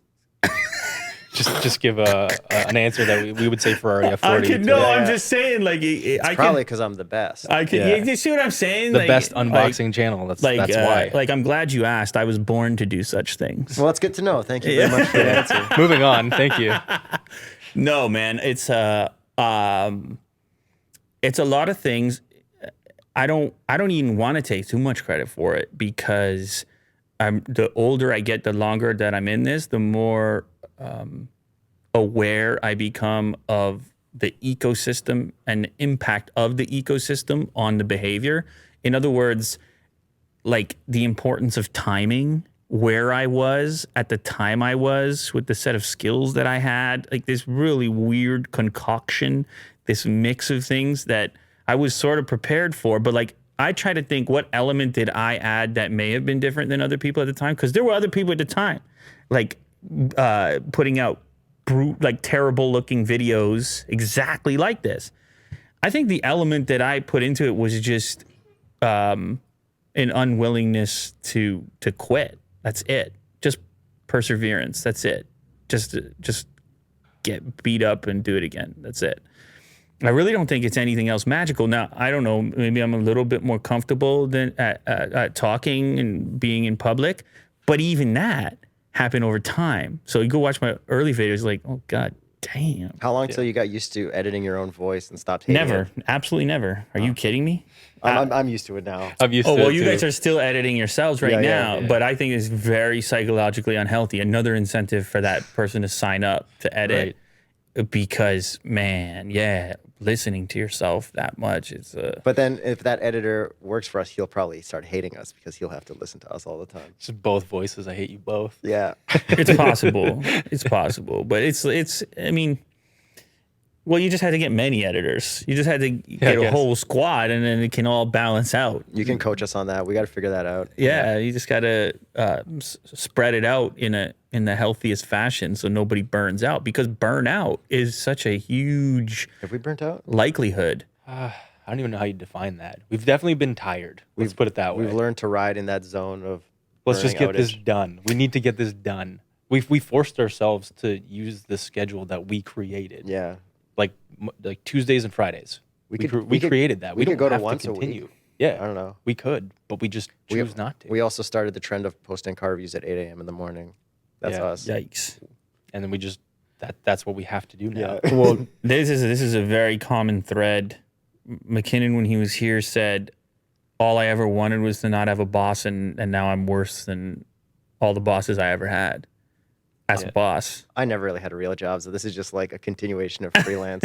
Right. But Jacob, this is fun for him. I was like, come on, Oh, man, man. just quit your job. This will be fun. Don't Like a worry. salary job with benefits and stuff, and I Right. quit to do this. Quit your benefits. Sure. Let's drive cars. Right. Yeah, Yeah. not knowing when it's gonna work out or if it's gonna work out. I was in the film industry. Dude, and sorry, go ahead. I quit. I stopped taking jobs in film industry in solidarity of Jacob quitting his job. I even brought him out on a couple of jobs too as a drone camera operator. Get a couple bucks. I'm like, yo, no matter what you say, no matter what happens, never say it's bad, and just say we got a nice moment there, and then everyone behind you is gonna repeat it. And Jacob's like, oh, it's a nice moment. And then nice moment to the agency, to the client. Nice moment. Yeah, I Nice know. moment. All right, next. Figured it out. Yeah. They're like, what are we paying for? Nice moment. Nice moment. You got a nice we moment. got your moment. You're doing commercials. You just need a Yep. couple quick moments. was Nice fun, though. moment. Yeah. Fly the drone for 2 hours. You use 1 second Yep. You might use it, you might not, but it's a nice moment. moment. It's an option for you. It's in the folder. What was your why? Yeah, that's it. Your question. Why I was successful? That's the only way that I can look at it at this point. But I would put an equivalent amount as far as ingredients are concerned in the atmosphere, the environment of that era, an equal amount compared to anything that I put into it. So I do feel like luck plays a role in it for sure. I used to not leave as much space for that. Well, we got lucky too. Yeah, well, that's what I was going to say is a lot of the things that you said is kind of similar to what we talk about. We're like, we were just the right age. We had the right skills. If we were any younger, I would be like, buy this 911. It's $200,000. Like, no, I'm not listening to you. But then, like, we're almost 30. Then it's like, all right, I could kind of listen to this guy. Yeah, and, we've driven some cars before that and driven used cars and new cars and all that. But we had the right skills at the time. Like, we both liked cameras. We both were capable of filming. We're both capable of editing. And we both liked cars with each other. Like, in high school before filming stuff. Yeah, we were always like, it's like, hey, let's Actually, go to the we parking lot and drift. We would film snowboard videos and stuff together. Too. Yeah. And then the parking lot drifting though was always like, hey Jake, we're gonna go cause trouble on the snowy streets. Like, yes, yeah, okay, let's go. Let me rip some e-brakes. Here's the first video ever. It's an exhaust video of my Subaru WRX. Actually, and it's already fairly good looking. Thank you. Like, I mean, as far as first videos on YouTube go, but I was filmed with a GoPro, the whole thing. And then I got Jacob into Sony's. This is why it's called the straight pipes, by the way, because exhaust sounds. right. That was it. Oh, it was already called the straight pipes even back then? Well, so it was called that right from the beginning because it was only supposed to be exhaust sounds. It was never supposed to be reviews. But I'm like, how do I get these new cars that these journalists are getting, but I want it for the exhaust sound? That's it. I don't want to talk about it. I don't want to be on camera. I've never wanted to be on camera. Right. But I want to drive the cars. I like cars. So I started to talk to a couple of them, and they're like, well, you have to be on camera. Like, you need driving impressions. I'm like, all right, fine. I'll start to talk about this stupid car just so I can drive it. And so that's when Yuri and I were like, well, let's figure this out. We figured it out. I was filming for Motoring TV on TSN because I had all the drone stuff. I remember everyone that. else. Yeah. They And still then- do that? Oh, yeah. We were on it for we were on it for a season. Yeah. Stop it. Yeah, dude. Oh, Motoring man. 17. Yeah. It But, always had like those old school graphics and Oh, yeah. stuff on That's it. like the 3D stuff. Type in the straight pipes Cobalt SS. Oh my God. That'll But be a yeah, good one. I worked for them. I filmed them and I asked the guy, I'm like, oh, how'd you get cars? Blah, blah, blah. Slowly stole all that information. Boom, job stolen. Now we get the lightning first. Yeah, there it is. That's not the motoring one. That's on our No, channel. that's, but that is, yeah. There's like, you have to type in Motoring TV because they posted them to Oh, their. right. And you know what? They actually gave us an ultimatum. They're like, give us all the stuff you film. We'll put it out and then you can post it to YouTube. And we're just like, Oh, their SEO is probably not very good. We did help them with that in the beginning. but yeah, they were like, don't post it to your YouTube. Give it to us and then post whatever you don't, whatever we don't use. And we're like, nah. And we just bailed on motoring altogether and just concentrated on YouTube. Luckily, it worked out. Yeah. So they had a sort of like old school approach to things. Very. They didn't understand. And they're like, you need these videos down to 3 minutes. And that's why our first couple of videos, you're just like, what the heck is going on? Yeah, 3 minutes and 22 seconds. This is a car review in 3 minutes. Wow. We filmed it in front of dumpsters, too. Yeah, it's a joke, but this is like a buddy's car. Yeah. That was the logo they made. 2009 Cobalt SS. Turbo 5-speed. Little did This you is guys the know. Cavalier replacement. Dude, we had so fun. Jacob didn't even have a beard. That's what I said. No, we had so You much fun with you this. can't play videos with Jacob with no beard. He doesn't like it. That's Jacob 1.0. Pre-upgrade. Yeah. Dude, we had the motoring TV plate. yeah. But they actually posted it to the motor. Anyways, it was fun. We were on TV for a season. Yep. That's People cool. would recognize us in bars because they would play motoring TV. Sure, in the bar. Like, yeah, I saw yeah. you at the bar last night. We had I'm like, like 10,000 subscribers less. roughly. That yeah, show probably would less. always be on at weird times. Because it goes on between sporting events. Right. It's like we don't know what to throw in. Throw Brad. Brad's gonna talk about cars. Motoring TV. But you know what? Those guys are amazing. They've been doing like the same thing over and over again for like so many years, like Yep. They had a format, right? 33 years, and same guys, and Yeah, yeah. there we go. I used Shout to- out Brad Diamond, I Motoring used to TV. watch it as a kid. Yeah. When you were just dealing with TV on its own, this was kind of interesting when it would come on. Yeah, no, it's still good. They still do good stuff. And Brad is the king of walk and talks. Like this guy, you put a microphone in his hands, he'll walk, talk, say it all at once, and it'll be done in like one time, always perfect. Nails Nice. it. And There's they that st- one with the beach thing that he did. Which that one was is like, that? holy, That's- I don't remember. Yo, click on 1991 Dodge Stealth Turbo. Yeah, and that's Graham. That's Graham. I used to film him at Woodbine. My God. Soul of the Graham Fletcher. so, because this thing pumps out 300 very usable horses. Yeah, Usable horses. he's good. He's good stuff. The Indy pace car distinction comes with It's a so catch, clean. however. Imagine seeing one of We'll those get to that today. one Dude, later. that would be so Wow. The Stealth not only feels as though it's been on an extensive steroid program, But yeah, very muscular. motoring's fun. He's writing an article, but he's saying it. Yeah. That even Marilyn Monroe might have been envious.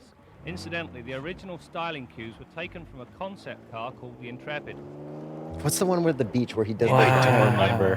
passenger are You treated can't search all that the either. comforts one would expect from an Look at that upscale zoom automobile. right there. The seats are So- comfortable You guys don't have and zooms like that. wide We tried for a bit. I like messing around with zooms, but more like dumb Quentin Tarantino style. Yeah. Where it's like, Oh, wah, fast? wah, wah, just Yeah. like zany stuff. Yeah. I just like doing weird things. I use the wide lens. Jacob uses the long lens when we film. That's our personalities. I like depth It of is. field. It is though. Give me I'll do F1.4. Weird zany stuff, and James is like, I've got the angle locked off. Yeah. That's cool.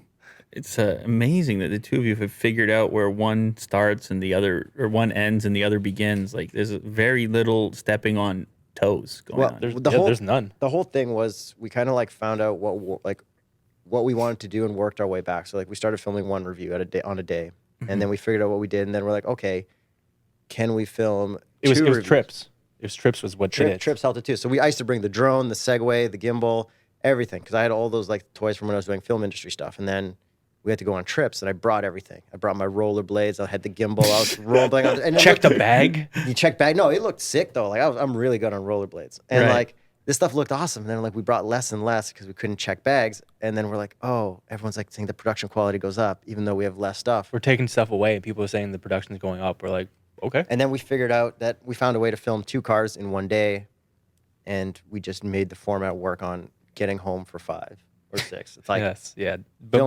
before light out. 2 cars in one day and get home. We do as much as we do what we can to make that work. Because if you spent 2 days filming 2 cars, it's like so much more time. And Yeah. you know, Yeah, it's amazing how even in different segments, it's a similar transaction that's being like the content that people see, and then the weird systems that we put in place on ourselves to figure out how to manage getting things out. Like just like you said, like it's got to be 2 cars in one day. Yeah. Or you got to publish on Tuesday and Thursday, or whatever it happens to be. Like it comes kind of close to the consistency thing that I was talking about. We find these arbitrary things and then just stick to them and keep hammering them for some reason. Yeah. And I guess there's a limited number of people willing to do that. it's fun though. Yeah. I like it. What is love the it. most fun part? Like, how do you feel about the publish button, or how much time do you spend on a thumbnail? Like, Okay, what? so if you scroll down the thumbnails, we have the format with the rolling shot with the Yes. logo above, because That's all Yuri, by the way. because getting a rolling shot is difficult, right? Like if you had to get video of a car rolling car to car, do you have the equipment? Like who knows? So that's kind of our gimmick. And I also do some Photoshop, as you can tell by a lot of these, that the sunlight is hitting the side and the front at the perfect angle, which isn't realistic lighting. So that's my special touch. Desaturate the background, kind of the thing I've been doing for a while. So that's easy. What was the other stuff? Like the publish button, the fun, the titles. Jacob works on the titles. Yeah, I do the titles. I do all the description, the basically everything to get the video up other than the thumbnail. So like all of that, plus the back end stuff, plus the cards, plus the end screens. What else is there? What's an example of a video that you guys thought was gonna hit super hard? Taycan versus Taycan. Yeah, that's a good one. Because We we were did Turbo late. versus Turbo No, S. wait a sec. You know the second part of what I'm gonna ask? No, sorry. You thought was gonna hit super hard, but then bombed. Yeah. Taycan versus Oh, Taycan. okay. That's what we assumed you'd okay, say. Yeah. I just Yeah. want to make sure And we're on the then same did. page. So so that only got 465 over a year. Where our first Taycan review, if you scroll down a bit more, it'll be the gray one that we got right away. Like And got- it's a arguably worse ugly spec. Taycan. But Yeah. because we got that right away when we could from a dealer before waiting for the press car, so then when we do the comparison, like people just didn't. I don't know. It was weird. We thought people were gonna be like, Turbo S is gonna be so sick. There's so much turbo. And really, just want to see the first one right away. And then I got a good one, which isn't your question, but one that we didn't expect to hit as well as it did, our launch control reactions. We expected it to do pretty well, but if you just type in like launch control or Yeah, so I did something like That's that. our most viewed video, and I just did that because it was Christmas break, and I was just bored, and I'm like, what can I do with footage that I have? And so right there. Oh, that's the newer one. There's an older one. Because then we were like, hey, that worked. Let's do it again. And people seem to like it again. Yeah. Oh, It's yeah. launch control. 5.7 And million. it's like a 2-minute video or 3-minute video. It's super easily digestible. Launch control. Did launch Did controls launch at the control just beginning become our cover an gimmick? NVIDIA? Yeah, I think they did. Well, reactions, personality. Yeah. Yeah. But Which that's in our the car first- space isn't like a thing. Not at all. Neither was it in a tech That's what I'm space. talking Right. Yeah. Oh my And we just Did it blast really? through all them real I'm quick. pretty and- sure it did. Yeah, it's the human element. It's like the value of the car and the experience is relative to the human interpretation of it. Right. It gets valuable because I can see that it's valuable. Like, imagine a car at a distance, far away shot, and you know it's traveling fast, but you have no reference point. You don't get to experience. I sometimes feel this way demoing like audio equipment. I'm like, it sounds great. It's like, but how do they know what it sounds like? They're listening through a phone on some crappy equipment, or they're referencing the screen or phone or whatever they're watching on. So this stuff is actually informationally very helpful. It's not gimmicky. It's really useful. And I wouldn't underestimate this component. This is probably why I know your channel. Like, that's probably the reason it immediately, I set a marker, a chapter in my brain, and it deeply severed. Oh, that's those guys. Yo, do we sound Canadian to you? Because sometimes we'll say about, and I feel like the way I say about is normal, and they're like, you guys are so Canadian. About. About. How do you say about? About. I don't know. About. Ooh, he says need a A. judge. Will says A all the time. I do too. Yeah. So that's a dead Like, giveaway. that was a sick drift, eh? And they're like, you guys are so Canadian. It's What like, else yeah, do they say? Apologizing for things. Sorry, yeah. Yeah. I do that. I don't know. We try to get as many Canadian flags, and there's one nice Canadian flag we drive by that's huge, and we try to put that in as many shots as we can. Yeah, that's a fun one. That we have like these little things like that Yuri and I like to do, and people probably don't notice, but Yuri and I just like to do. Talking it. about Easter eggs. Yeah. Just for ourselves though. That's cool. Yeah. All right, let's talk a little bit about this lightning, since we somehow avoided it. And I don't do that many car videos, and I've been a truck owner for a long period of time. I have a tech channel. This feels like a really significant development to me, but I didn't know that you guys were so lukewarm on electric. Like, this has we really like it. surprised me. We just don't like the Chargers. No. Don't lie to me, all right? No, we that's do. literally it. Guys, I'm dead serious. don't come in here and lie to me, all right? Look what you rolled up in. All right, stop it. Look at your channel. Stop it. This is not electric cars are they're no fun. That is Look at that. true. If you go to the Taycan rear-wheel drive, I did a bunch of burnouts and donuts with that, and that was very fun. Sure, but no one's buying that car. Because that. they don't sell it in Canada because Canada doesn't buy rear-wheel drive. Yeah, so that's a niche case. The fact of the matter is, when you guys think of fun on a personal level, not what's going to perform, not this and that. I mean, look at the friendship race. It's a Fiat 500 apart than a Ford Fiesta ST. Yeah. Come on. Those guys don't like electric cars. The thing is, I can break it down pretty easily. Is because I thought about this too. Is the gimmick with electric cars is launching them, the instant torque, the launch control. Yes. But to me, that wears off. Yes. Like, I have fun with it when I do it in a video, but I don't want to do it every single time I drive that car. And other than that, I feel like it's missing that engine sound, that satisfaction of just driving it at 60, 70 and flooring. And I was like, okay, that was And pretty like fast. driving manual, like keeping busy is fun. Like there's no manual electric. Like you can make a fake one, but then it's kind of like, what's the point? People tried that, but no, there's no production one. But it's just the element of missing fun while you're driving it and not launching it. Yeah. That's it. And then they also have to, like, if you want to slide a car, like do some drifts, they have to limit traction control even if you turn it all the way off, because instant torque will spin you out right away. So There's even no on- differential. and there's no like, oh, the turbo needs to spool up or like things need to happen. Like the Taycan rear wheel drive, even with traction all the way off, it's not all the way off on a turn, because if it was, it would have been swoop. Yeah. Sure. The Taycan, I mean, I haven't driven every electric car, but I've driven a lot of them. And compared to the Tesla, the Taycan does feel more like a car. It does. It's very planted. I mean, That's an exception to the you electric can rule. throw that thing into a corner and it's just like, Debatable. It depends what tires you have on there. Yes, you we've need taken performance it, tires. and the thing is, drive it back to back with a 911 on the racetrack, because we did that. Yeah. okay, but a 911 is a two-seater, really. Okay, you probably do it with a Panamera GTS. Stop it. I had a Panamera before I had this Taycan. I bet you'd probably get a faster lap time and have more fun in the Panamera. Oh, maybe more fun is arguable. You get to paddle.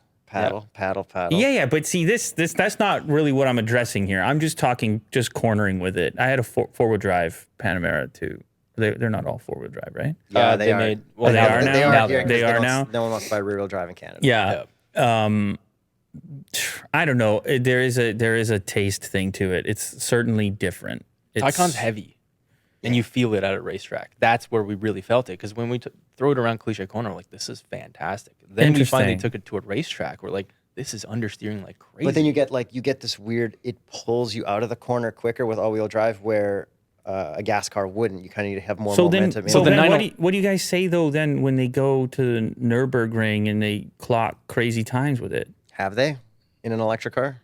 I for think- sure, yeah. I don't know the time. What's the Taycan Turbo S Nürburgring time? I mean, it's up there with all those ridiculous rides. All right, and then you just got to charge it, and then, Then you can half do an hour one- later, you an can do one hour lap. later, Yeah. because the battery has to cool down. Which is fine. The fun, Like, what's the fun in that? The fun thing about electric cars, we discovered this early on, is you get a cheap one, a light one, and you hypermile. Hypermiling is fun. Yes, we like to. That does not seem fun to me at all. Have you ever hypermiled? No. in a cheap electric Apparently, car? I need to try this. get a Bolt, a Chevy Bolt. And go the exact distance that your range says. Oh, that's not right.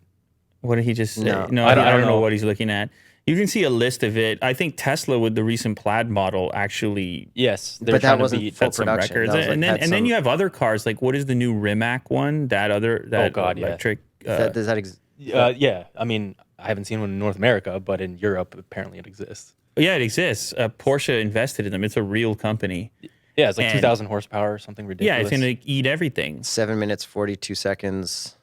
Yeah, it beat the Ferrari SF90 Yeah. in a drag race, which was the unofficial world record. I think that's for the Carwow. Nürburgring time. 7:42. Okay, so that's a fast time. Yeah, Yeah, That is quick. but a Yeah. Viper will do 7. Right. But you'll probably wreck. Yeah, see, 4 seconds slower than a Panamera Turbo in 2016. Which is fine. yeah, It's just a different style driving. But yeah. It's a different thing. Hypermiling. Cheap I had that electric exact cars. Panamera Turbo. It's hilarious. I find them to be very comparable in my experience. Yeah, that's fair. I mean, like they're just big. They're just big cars for a racetrack. But what was I was gonna say? What Yuri said basically is when you're at the track. So we had like a 911. What we have, a GT3, or we had a Cayman GT4 or something like that. So it turns in better, Yeah, and the Taycan won't be able to catch him. But as soon as you leave that corner, the Taycan's on that bumper again. right. It's a different. It's It's a different. different thing. Yeah, and that's a GT car as well. So it's Yeah. a lot more fun. But I think you kind of have to hate electric as well. I don't think it's an option. I No, think we like it. if Yeah. you We have don't to, hate it. if you have to have a car, like if you have a car channel, there should be some apprehension baked in because of the origin of these things. Like the you can reach back and grab some cars like this. You know what I mean? And it's fun and entertaining, and the electric thing is so new and fresh that it's lacking some of the texture. Well, no, like I've been trying to get an iMeave from Mitsubishi Canada for years. They just won't give me one because I think they're afraid we're gonna like make fun of it. Do you know what the iMeave is? Yeah, I remember it. It's that little Yeah. Like 100 futuristic. 100 Yeah. kilometer And range looks or like something. It looks so cool. Yeah. But like I love that, and they're like they just won't give me one. And I like that is that fun like classical. That's like technically a classic electric car, right?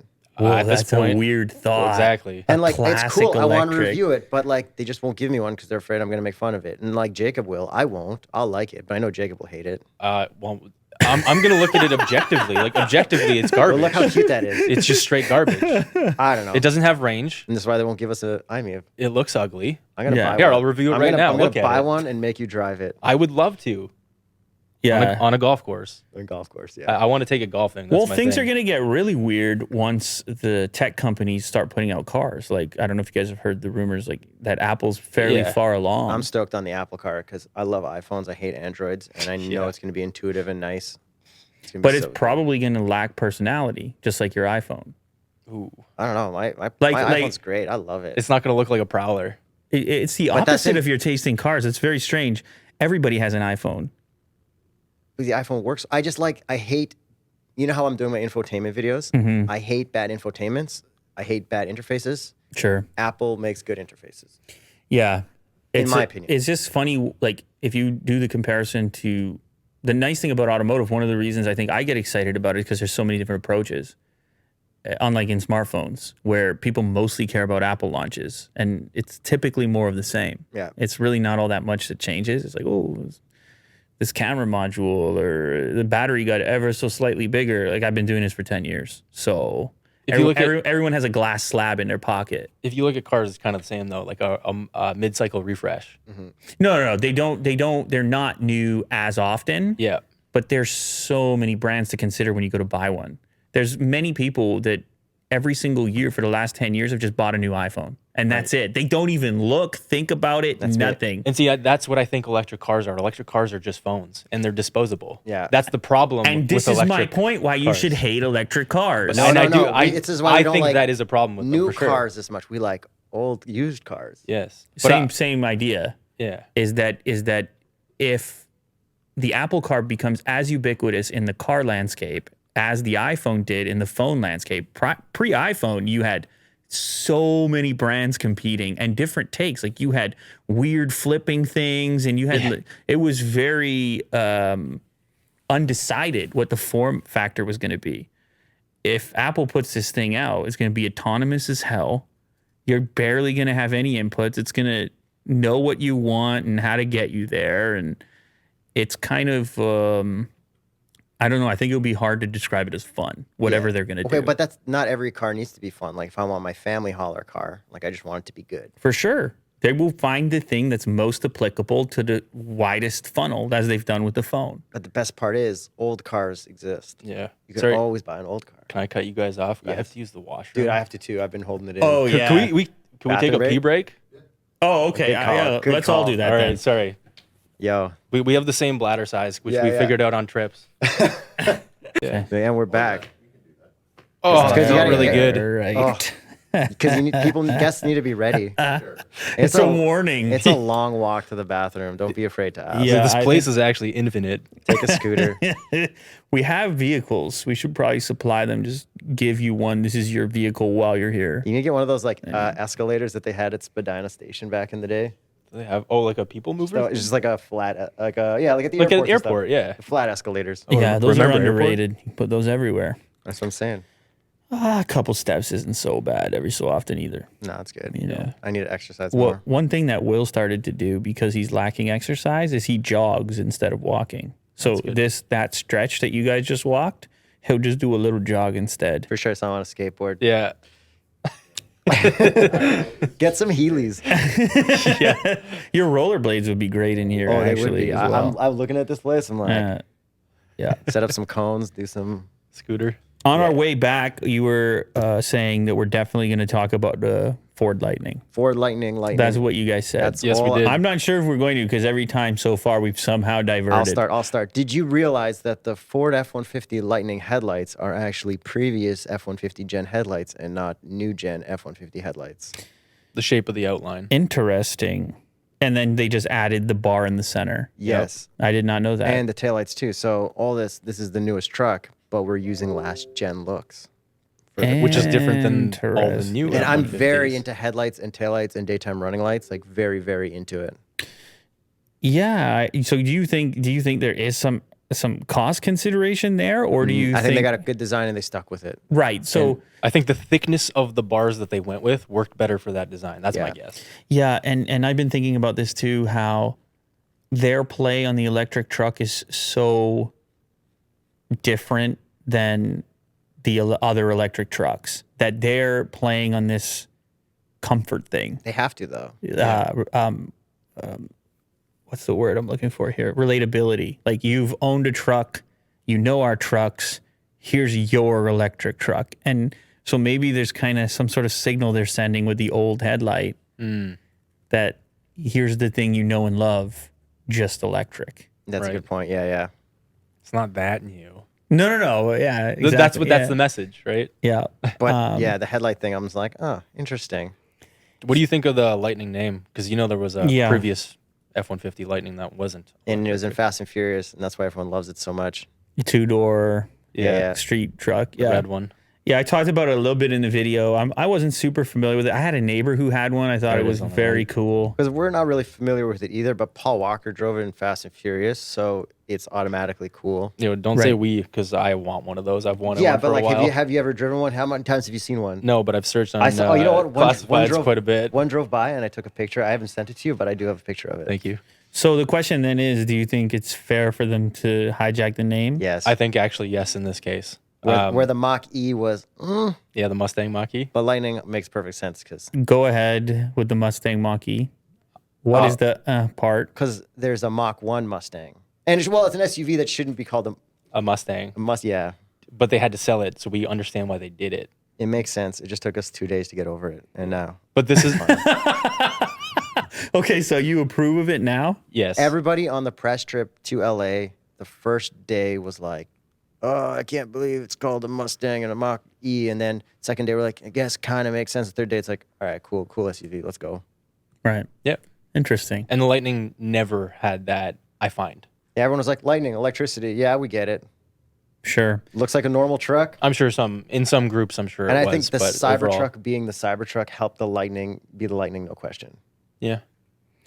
Yeah, the naming thing is really interesting. At some point you run out of words Well, to they love indicate the thing you're trying to say. they love throwing heritage names back. They love it. Ford is like king of this. And headlights. Yeah. We got the Bronco back. There's the Bronco Sport, which Okay. never existed. Electric-y wheels. Do those look electric-y to you? Yes. Do you notice like electric-y wheels on hybrids and stuff? Yeah, because it doesn't have to do with drag. They're Yeah. not trying to pull too much air in there. But they also want it to give that like electric-y look, like, you know what I mean? Are you sure that it doesn't start from the standpoint of we need something efficient and then they work around those parameters? Nah. I feel like they could do something that They can make a normal looking wheel not look electric-y, but be Yes. like have a minimal drag. But I think it adds that little bit of like Yeah. tang. Well, they did have a minimal number of signals that they could send to say electric. Do you like They- our thumbnail there? That's so Photoshop. We just put the new front on an old F-150 video and changed the background. because we had the thumbnail before we actually saw the truck. Wow. It's fairly convincing. Pretty obviously fake, but like, I was it- being nice. Here's a funny. is it clickable? Do you like the glow I added to the headlights and how I blacked out the inner lights? I mean, I would say certainly for your channel, it fits in. Yeah. I have a funny trivia fact for old Straight Pipes subscribers is our thumbnails used to all be that Yeah, in the beginning. with the Straight Pipes with logo at the with top. the doors open and us standing there. And then we switched at one point. because we're like, if Doug DeMuro does it standing by his cars, why can't we? And then we realized we're not as cool as Doug DeMuro. But it was Let's also- do a cool rolling shot. And we're going for a drive, Yeah. so we're standing there Yeah, going yeah, for a yeah. drive. In a way, it's more representative of the video. Right. but I feel but having the both of you there. but I like accentuating the perfect body line and lighting of the car. But we Back, should get back to the lightning. Sorry. No, you have. They're nice looking thumbnails. Absolutely. Okay, so you guys got to look at it. I got to look at it.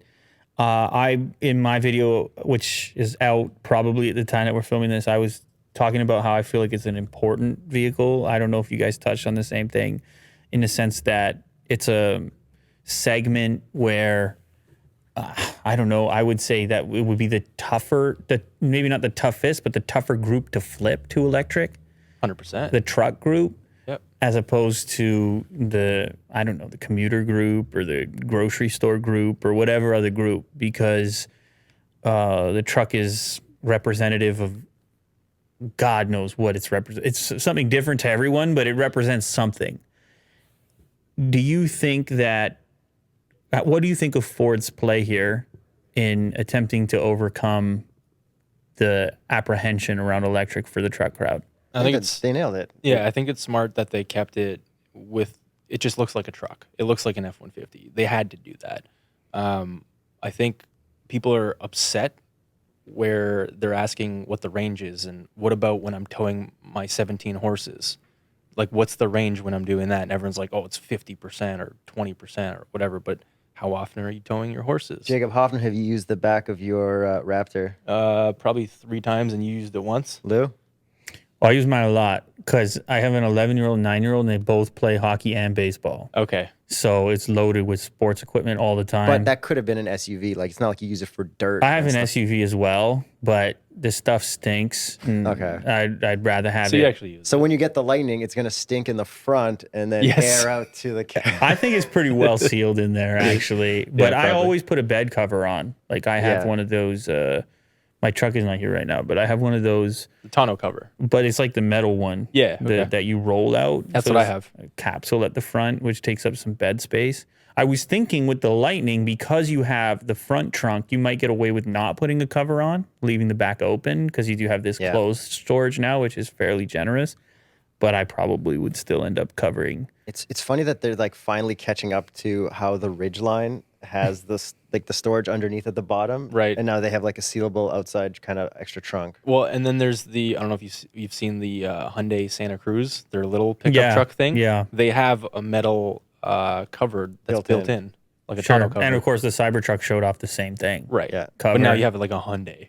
No, it's cool. The Hyundai is really cool. It's interesting. But back to the Lightning. Back to the Lightning. Well, but if Ford just put out another small truck, the Maverick. Did you guys Yeah, see that yeah, as well? So yeah, man, truck marketplace hot, Huge. and I'm curious, like, is this? So in the case of Tesla, they say, oh, we're going to make this Cybertruck, and we're going to convince electric car people that they need a truck, or that they want this truck at least. Maybe not necessarily go after the truck crowd who already owns an F-150 and say, now you need a Cybertruck. Like, it would be pretty wild to show up to the job site in a Cybertruck. Yeah, we actually have a Cybertruck review on our channel. If you search up straight do. up Cybertruck, we drove one. Oh, did you actually? Well, We drove a Cybertruck. Uh-oh. it was our 1 million subscriber video. Uh-oh. See? I sense a troll. Well, I don't know. I smell a troll. But I love the look of the Cybertruck. Like, I think Tesla's going to kill it with that because, like, I want that and I don't even like trucks. Yeah, that's what I'm saying. That's what I'm saying right there. As opposed to the truck person who needs a truck, has had a truck, owns a truck currently, and is aiming to replace it. That is insane. But if that Cybertruck is more capable than a Ford F-150, I'm sure truck people will be like, I don't care. This is American made. I want to have a better truck. Let's do it. yeah. Yeah, but there's a certain level of flashiness where is everyone willing to pull up? That's going to be the most head-turning vehicle on the street, period. Well, the thing is, agree. if it's more capable, I'm sure there's some guy who's like, I don't care what it looks like. It does a better job and I want it. But for the most people, yeah, like I have a cool DeLorean truck. Let's go. Right. Yeah. But anyway, so so Tesla takes that approach of potentially converting everybody and saying, wouldn't it be cool to just have this cool vehicle, period? And then Ford has the more subdued approach. Then you have the likes of Rivian. I know, obviously, you Yeah, guys we've have seen probably been paying attention to that. What about Nikola, the fake company that rolled their truck down the hill? Yeah, and that failed? one may or may not We exist. don't. Nothing exists until I see it in real life. Yeah. and that's kind of. They said we can review that. Well, I don't know. Not that. I don't know all the details of the Nikola thing. Don't hold me to that. Oh no, man! I heard that their they rolled it down a hill their or something. CEO left and got accused of fault. Same with the Lordstown Motors. I've been following Yeah, these, that's what it was, yeah. stories. Like they misrepresented, or they're accused of misrepresenting the number of pre-orders in order to secure more funding. It's all. I mean, yeah, they're startups, right? They're not. It's not. You can't compare to. Have you guys seen this one? They're going to bring this one here. I don't know. Maybe you guys can. We can. I think they offered this to us a while ago, but we haven't talked to them for. Were they, Oh, okay. were they Long were time. in the States and like we couldn't get Yeah. down there or something? Yeah, well, I think we're working on getting one over in the middle of this studio. So I don't know. Let us know. We'll come by. You guys do a can- live video only. Yeah. If we can't drive it. Well, then there's the Hummer, Hummer is cool. Yeah, which is Hummer coming as as a well. truck as well. Hummer looks next Hummer level, too. but the infotainment looks like a nightmare. Yeah. From But what I it remember. has crab mode. Crab mode. Yeah. So- Yeah, sold. they showed that off at the Super Bowl commercial. So, all right, then. I would do a Hummer over an F-150 for sure, but I also wouldn't probably get neither because But they also They're announced huge. the pricing of these, and they're way more than an F-150. but that Hummer looks cool. And then they had like the Led Zeppelin thing Yeah, for yeah. like the trailer of it. Like that was cool. $112,000 US to start. And it's not coming for like another 2-3 years. It's very pricey. Yeah. You got to really want it. I think it's cool. It's really cool. So Oh, what? sorry, I meant like the video trailer, like the launch video. We can't play that on I don't think we can play Led Zeppelin on the podcast. Yeah. Oh yeah, we got clearance. Oh, okay. This is a really Just checking. this is a really established show here. So Wait till we start We've made- copyright claiming all the Yeah. clips he used of us. all the clearances in advance. Send me that money. So as far as those different takes on the electric truck that we just mentioned, like that wide variety there, if you guys were forced to buy one, spend your own money, it had to be your only car. Which one would you go with? Cybertruck. Cybertruck.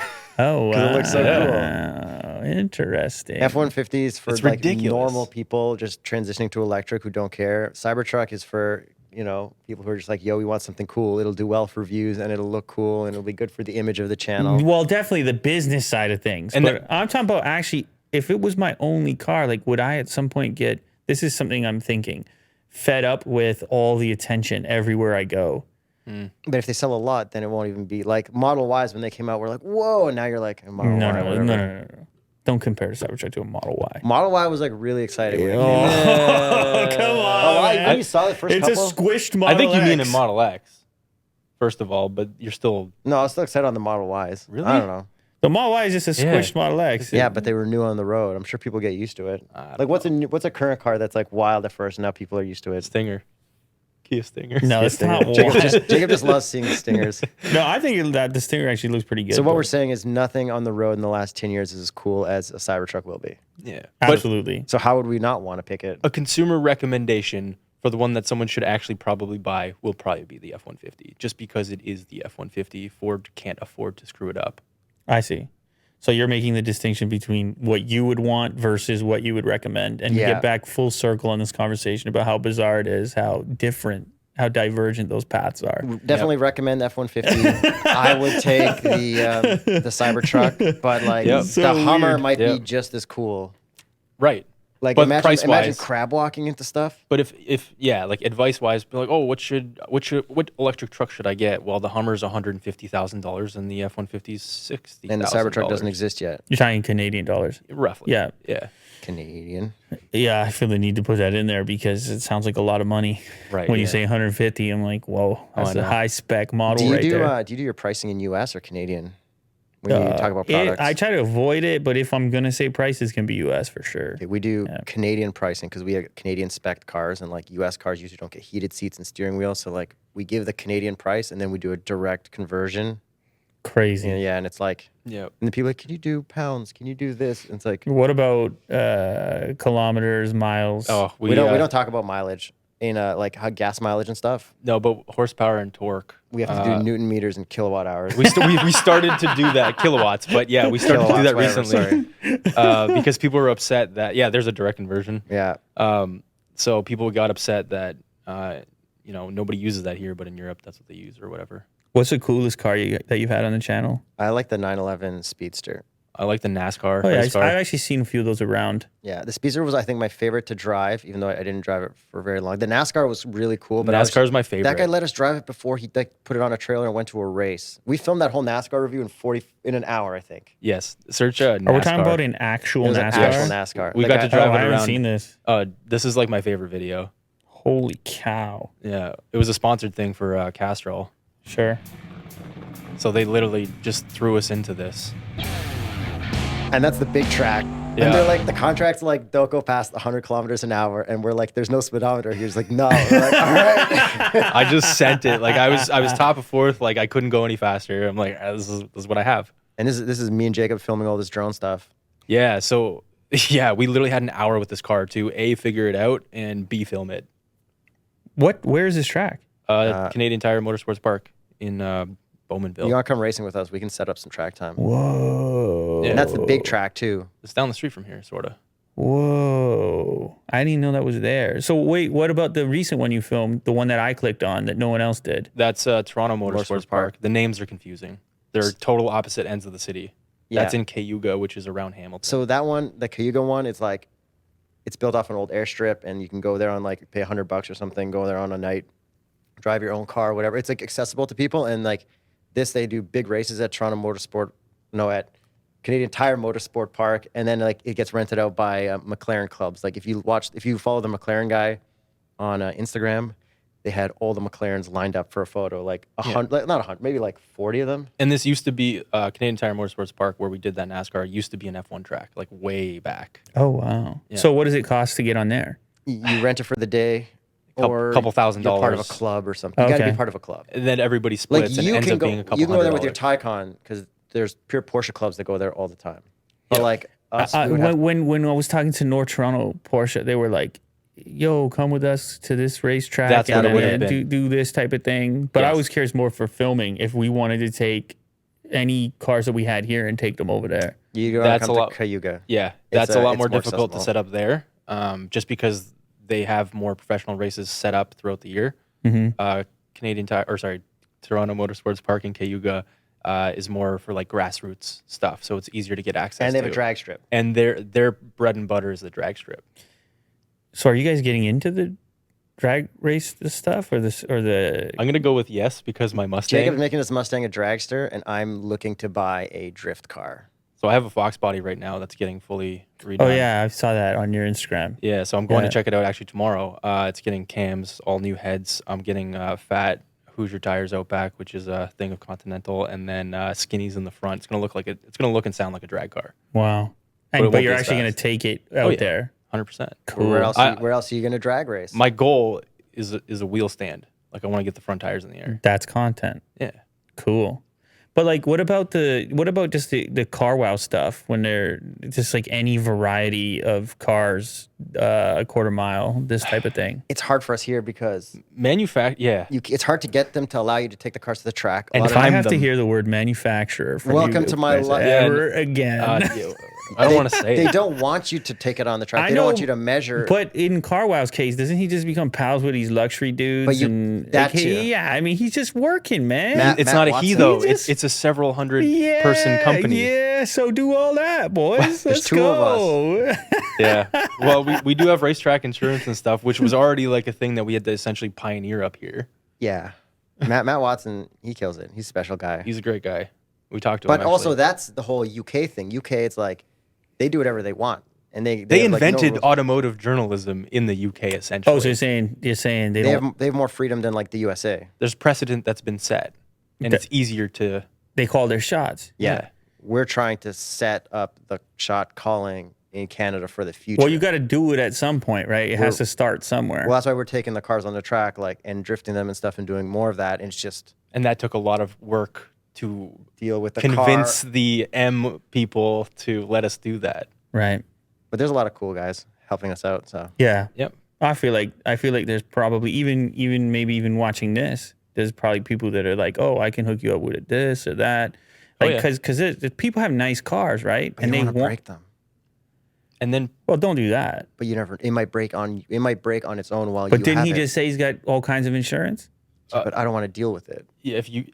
insurance is there to not use. Well, then get a waiver or something. Get them to sign But then something. you still feel bad. And then like other U.S. car reviewers, that people's cars have broken while they were driving it, and then there's drama. It's like, you broke my car, you didn't pay for it, and then it's like a whole thing, and it's just easier for us to. Sounds like great content right there. We are drama. We're a drama-free channel. No drama. Yeah, no, we don't deal with that. Like, we want our lives as simple as possible. I don't want headaches. It's already hectic enough. You don't need the exposed video. No. No, just drive new cars on Cliche Corner. Yeah. Okay. Have yeah. fun on the track with our own cars too. I just noticed that their videos, their quarter mile videos, They're amazing. They do well. Amazing. It's hard not to Like click. my kids watch them. Yeah. You know, I can't get them to watch anything. They're like, my videos are boring to them, but they'll watch Car Wow. They're like, oh, did you see the time on that? You see the time on that? That's the future viewer right there. Yeah. I have 2 boys, 11 and 9, and they're all about Car Wow. Oh yeah, that makes sense. That's like Matt's gimmick. He carved that out. He's like the drag race guy. He's got, and I say gimmick in a good way because I actually like gimmicks, but that's his thing. And you know, oh, that's interesting how respectable you guys are about that. I would just think it was a tactic that anybody could utilize. No, this guy pioneered the format. Well, no, I know you said, guys said that earlier that you pioneered this format and they pioneered that format, but like I started unboxing things in front of a gray wall on a white table, and then there were 10,000 of me when I turned around. So I don't know that. Right. I don't know that it really matters. I think this is a game where if users want a feature, your product better have it. That's my take. By the way, I'm calling your channel and videos a product in that scenario. I don't know.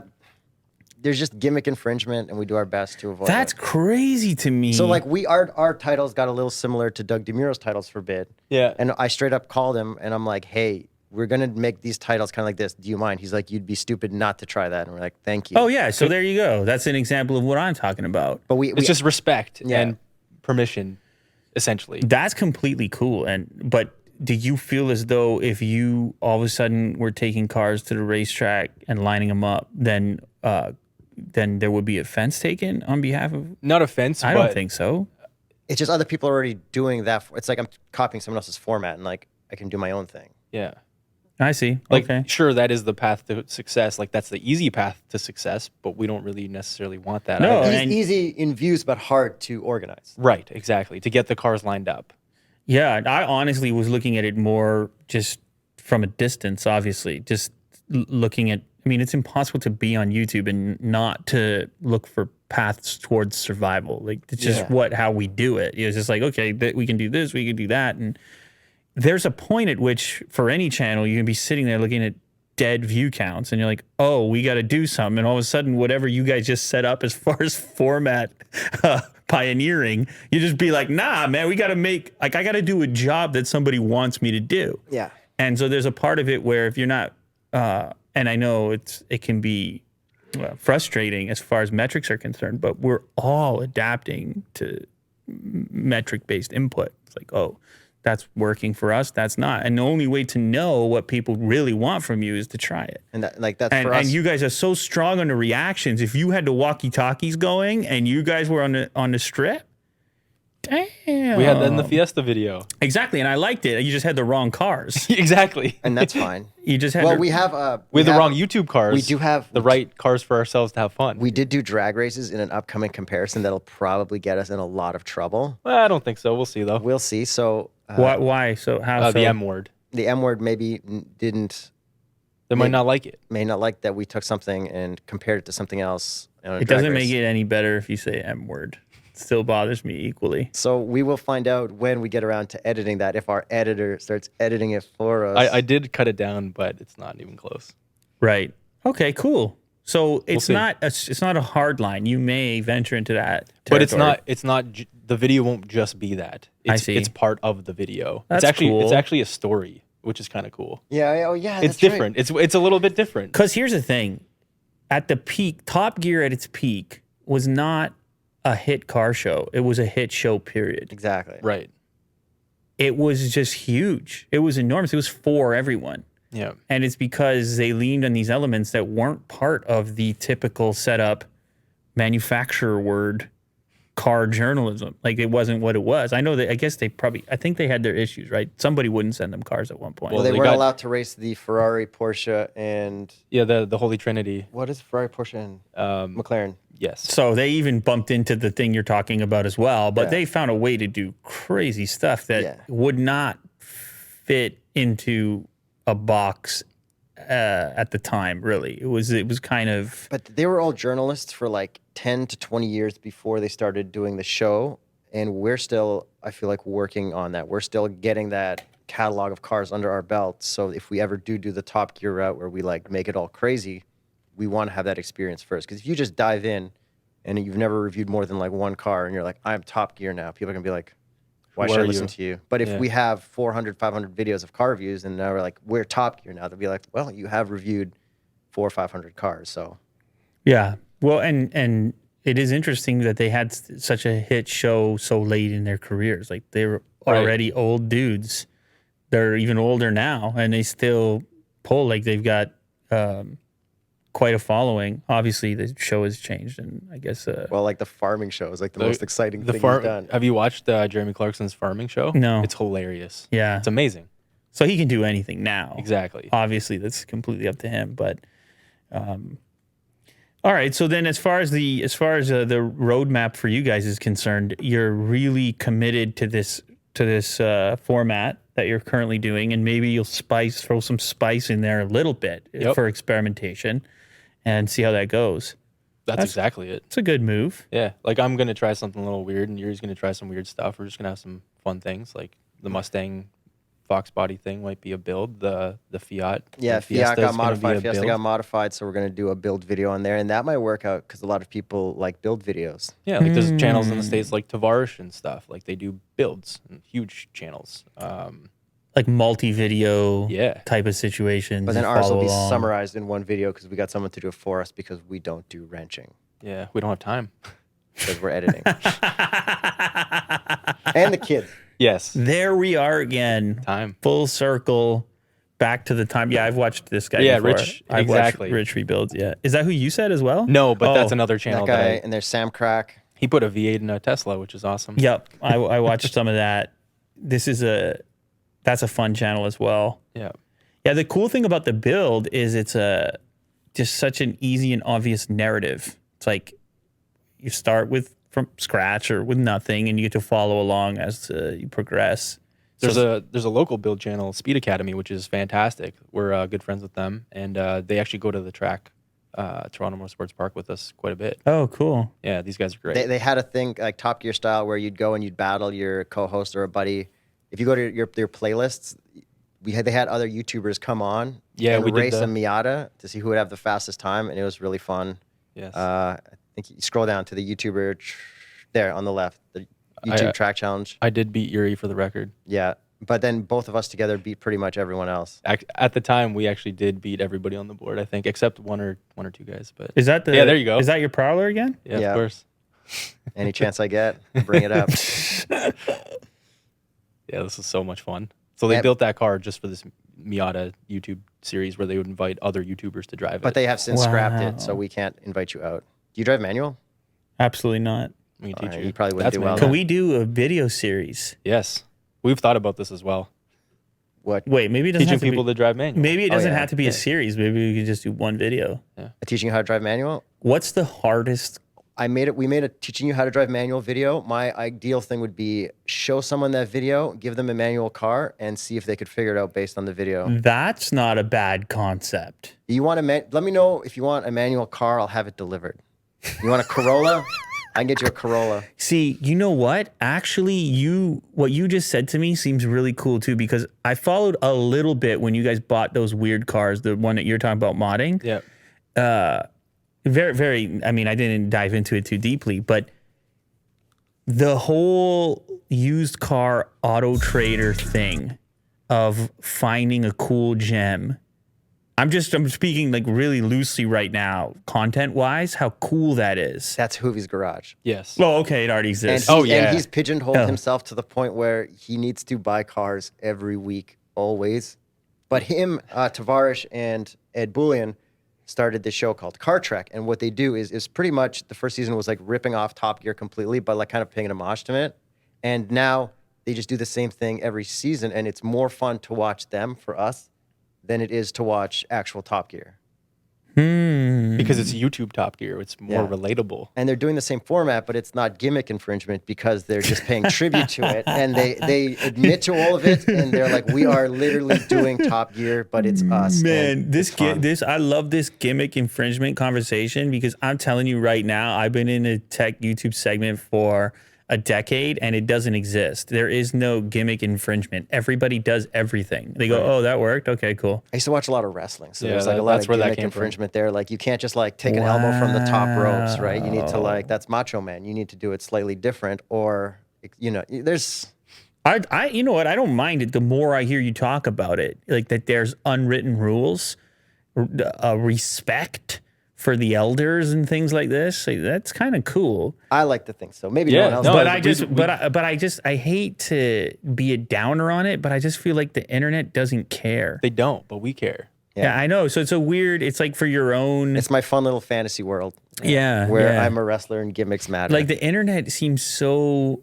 And I'm not saying I agree with it, but the internet seems so sherry and redo it. Like TikTok. Oh, this is the viral one right now. So everybody do it. It's so much more memes. Memes are a perfect example. It's funny. It's unlimited. Everyone does it. There is no original. You can't even find who made it.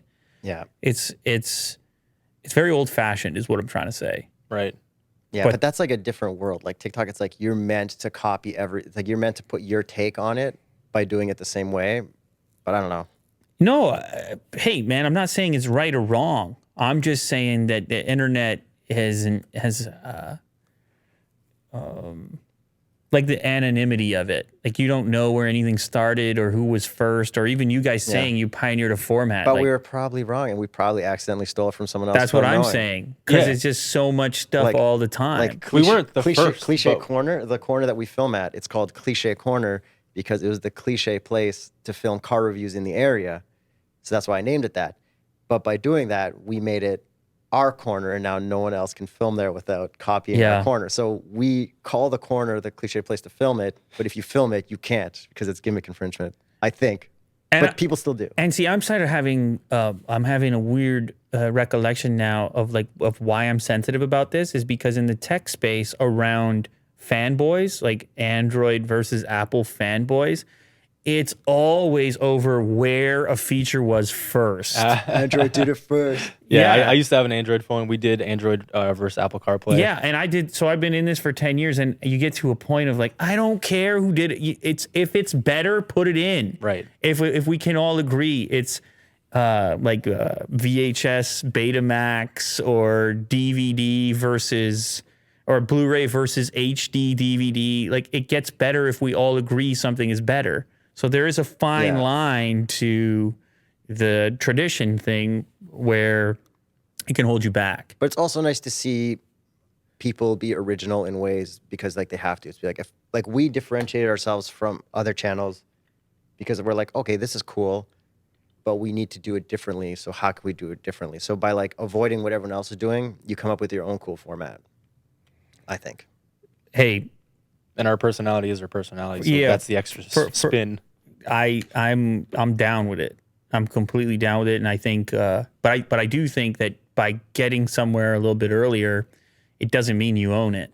No. Well, we No. definitely don't own anything. That's why it's just like the Fine Bros famously tried to do this around the React genre. they Say- own our reaction of launch controls. Yeah, exactly. And of course the internet ate that alive, man. The internet said, "You own what? You can't own something like that." And there's a generational aspect to it too, because even the music business, they're like, "We own everything. You can't use." And then they're like, "Oh God, we can't. It's not working out." They're like, "Let the kids use anything they want on TikTok." Like everything changed because this new way of interacting with intellectual property. So it's cool that it's maintained in this subset. I don't even know if anyone adheres to it to the level of severity that you guys are suggesting. It's to me. almost like a made up world to me and Jacob that keeps us entertained.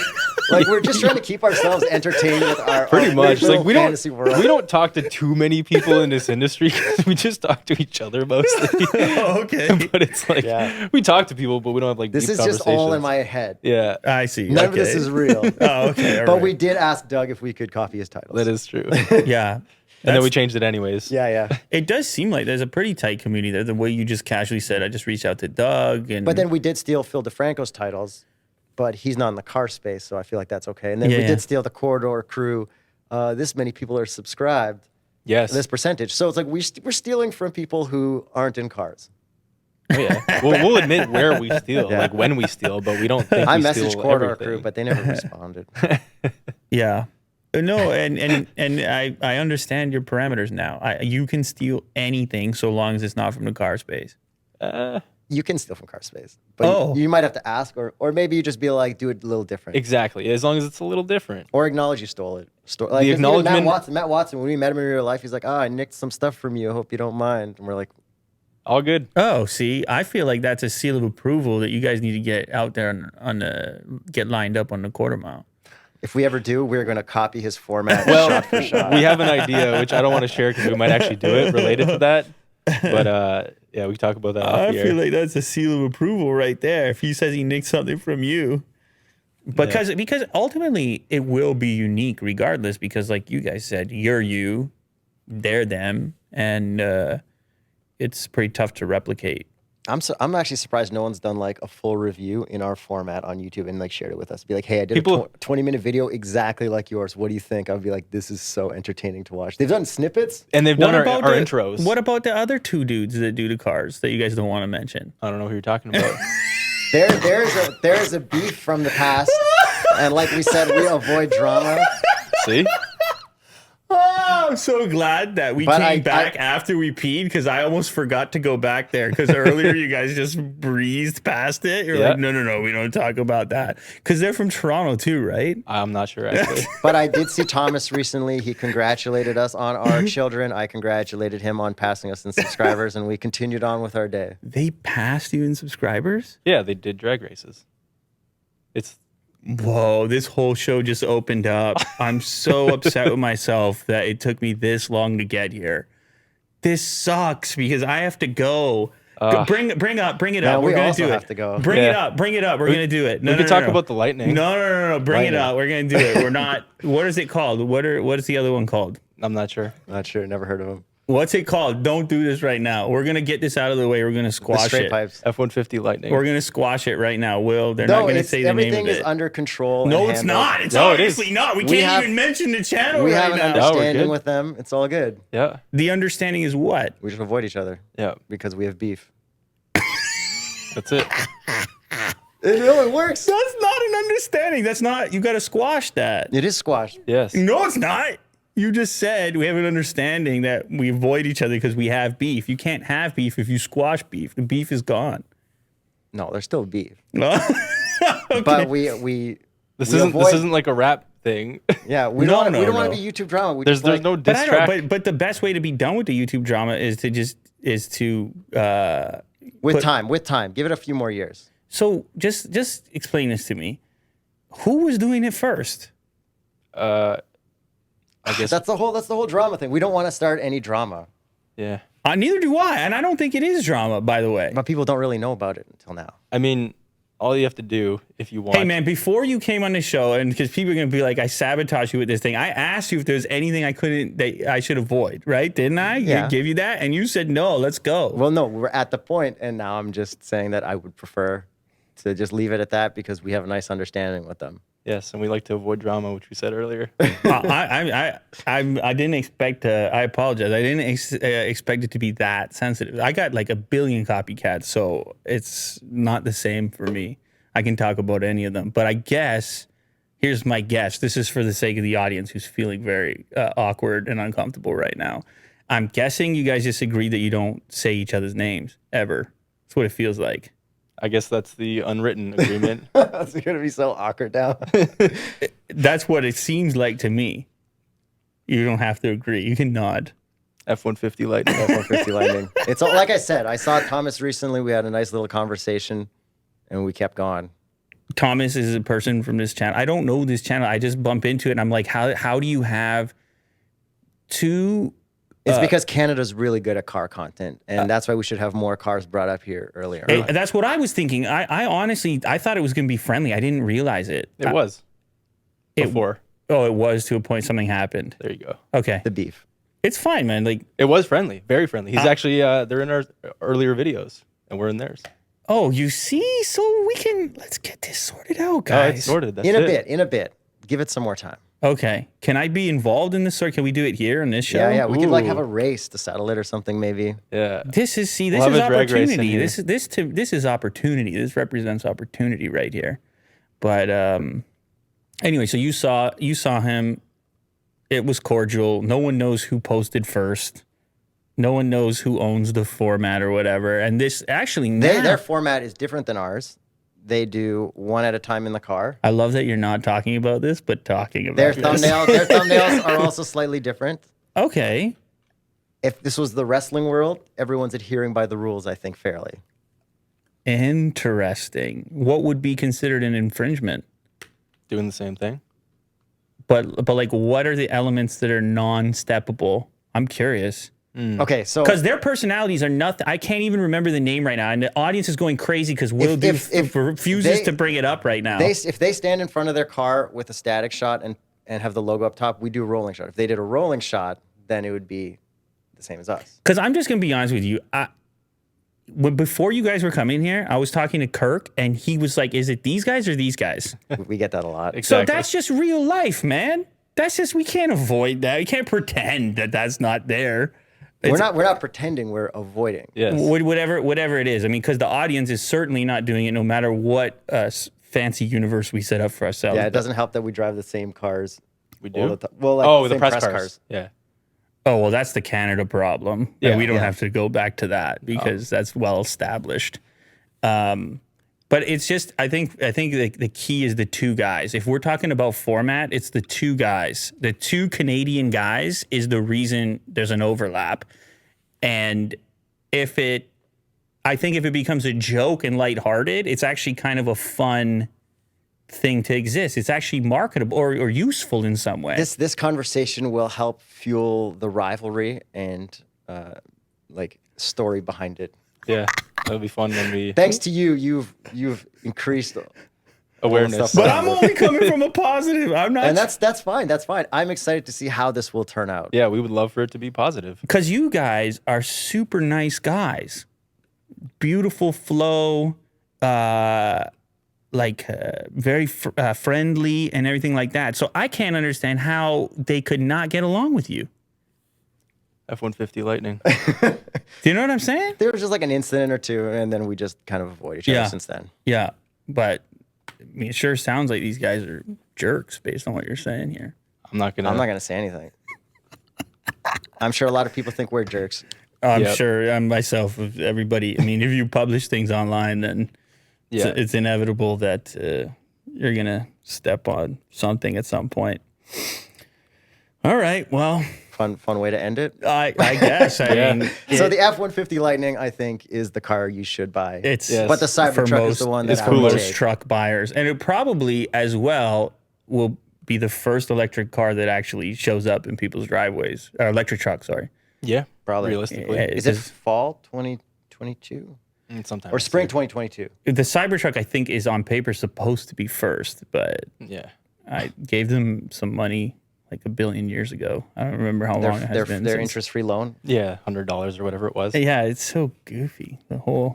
Well, they sold That's that a many, smart. right? It's a smart plan, though. I feel like eventually some of that sentiment is going to change directions. Like it's what's cool when your brand is new isn't cool forever. You know, as people mature and your customers get older themselves and all the rest of it, because it's my whole process to this point, having ordered it, has not been cool. So, like compared to Porsche with the Taycan, that was top notch, that experience.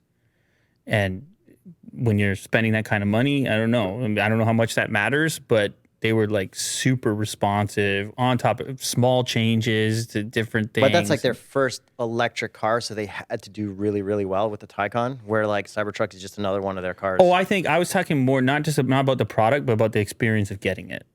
Yeah, I feel like they have experience doing that already with all Because the cars that Porsche they is like a have. big reservation kind of company. Like you can't get GT3 without having other GTs and other Porsche cars, kind of like Ferrari stuff, but I think less hardcore. Yeah, I don't know. There's like unwritten rules of like, oh, you must have owned at least one or two 911s before you are allowed to buy a GT4, and then maybe you can drive a GT3. I'm just saying, if you're one of the top spec Tesla buyers and you do decide to cross shop and you have previously had the Tesla buying experience and then you experience the Porsche buying experience, you're like, I spend the same amount of money. Why does one feel like the red carpet and the other one feels like a lineup of cattle? Like you'll get it when you get it type of thing. Yeah. Like there's some value there. I don't know how much it is to most people, but that was my experience at least. I think Porsche's just fancier. They've been around longer, and they've got like that whole image. It's a premium luxury manufacturer, right? But the price is the same. Yeah, If- but If I get a Model S Plaid, But they're putting money in different places, and they have more money, right? do Volks- they? Last I looked, Tesla's the most valuable company on Well, any because given Porsche's buy a day. whole owned by bunch of, like, Volkswagen. Bitcoin Yeah, and stuff. And Yeah, but Tesla market cap, they were I don't know, he can look it up, but Tesla's got money. Whether or not they're making money is another discussion. But Right. Yeah, they're and then worth a lot of money. Volkswagen Group is the largest Yeah, they car manufacturer. Automaker, yeah. yeah, they move a lot of units, no doubt. There's a lot behind it. But I guess what I'm talking about is just more the leeway you give a brand that's perceived as a startup versus an established brand. That's more where I'm going with that. That like when a brand is new, you're kind of there's an excitement associated with that, and but when people are on their second, third, and fourth, the expectation might change. That like, oh, you got to get that sorted out by now. At least that's my feeling on it. And I've only ordered. Well, no, I guess I've ordered 3 products from Tesla at this point. I don't have any yet. Roadster, Cybertruck, and Plaid. I never ordered the Roadster. I just have the Cybertruck and the Two two Plaids. and the 2 Plaids, or the Plaid Plus, which turned into a Plaid, Right. which I can't get taken off my reservation list. In fact, they told me to keep both reservations in case one comes before the other. Like maybe my Plaid Plus Plaid will get here before my actual Plaid. You should. That's going to be a cool car, though. Like seeing people like launch that. Everyone seems excited Yeah. about that. Well, it's like it Under comes with 2 like, seconds, roll out. but it comes with like stipulations of like, well, it takes you like 15 minutes to warm up your battery to be able to do that, and then you have to go into cheetah mode, which takes another 5 or 10 seconds, and then you can launch it. I think that's fair, though. for it- one launch, like, what's the point? Because they got the number. Yeah. Well, But there's also the other element for tech heads of just that huge landscape display, the gaming computer they're putting in there. Like it's the yoke. The yoke. It's like a spaceship. All this stuff, which is I would love to drive it, but Tesla doesn't have a PR department, and they don't give us press cars. And the one press cars they gave us, we drove. well, with you the, can drive mine if it ever comes. We'll take you up on that. but we drove the Model X with the doors up, and we got in trouble for that. So, Yeah. but You're not who supposed to probably do could it. have You done probably that? got a good shot out of it. I'm Jeremy guessing. Clarkson probably. Could Well, have done look at our thumbnail for the it. video. The thumbnail was Photoshop with the doors up. Yeah. I do a lot of Photoshop. I like Photoshop. It's fun. It is Type fun. in Model X. It can get out of hand though. You Oh, yeah. Put more time into the thumbnail. and Well, if you sometimes- look at our There you go. Yeah, so the doors weren't actually up, But we did drive with the doors up like that. but slowly. Yes. And then if you type in our GLS Maybach, Oh yeah. like the cars that bounce, I raised them up in Photoshop as a joke. Like it's not actually, it doesn't bounce that high. That's cool. But Yeah, people, a the lot of people GLE. click on it. Oh, because let that- me ask you something real quick. What's the coolest or best luxury SUV? No budget. Maybach GLS. Better right than there. Better than a Rolls Royce though. Yeah, And that's a pretty Lamborghini cool. is like so fast, the Urus. I'd say it's a toss up between the Maybach and the Rolls Royce Cullinan. A Rolls Royce Cullinan's cool. You should get a Cullinan if you're looking for. Did you put them head to head? No. No, Oh, that was okay. the other guys. We did the GLS and the Alpina. You said that one, not me. Yeah, no. You said It's that the one, not truth. me, man. Yeah. You said that one, not me. All right. Well, I think that is a great spot to end it right there. Thank you very much for joining. I guess our second real Later guest show. It It was a lot of fun. We liked It was super fun. Yeah. yeah, it's cool. And you guys should definitely come back anytime you have anything cool. And we should probably, since we're so close by, I can just think of all kinds of potential The manual transmission. crossovers, the manual transmission, I'll teach you how to do a burnout. the auto trader. Maybe we can do something there. Cause like, can I pick my own manual transmission car? Yeah. As well?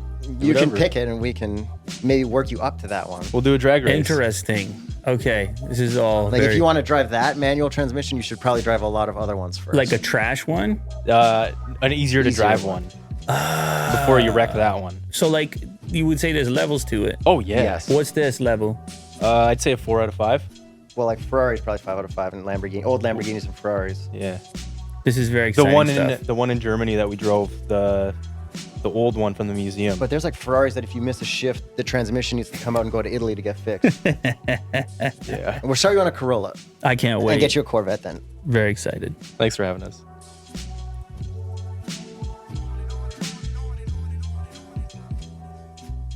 Damn, you guys have Willie Do on your side, man. You guys have Willie Do on your side there.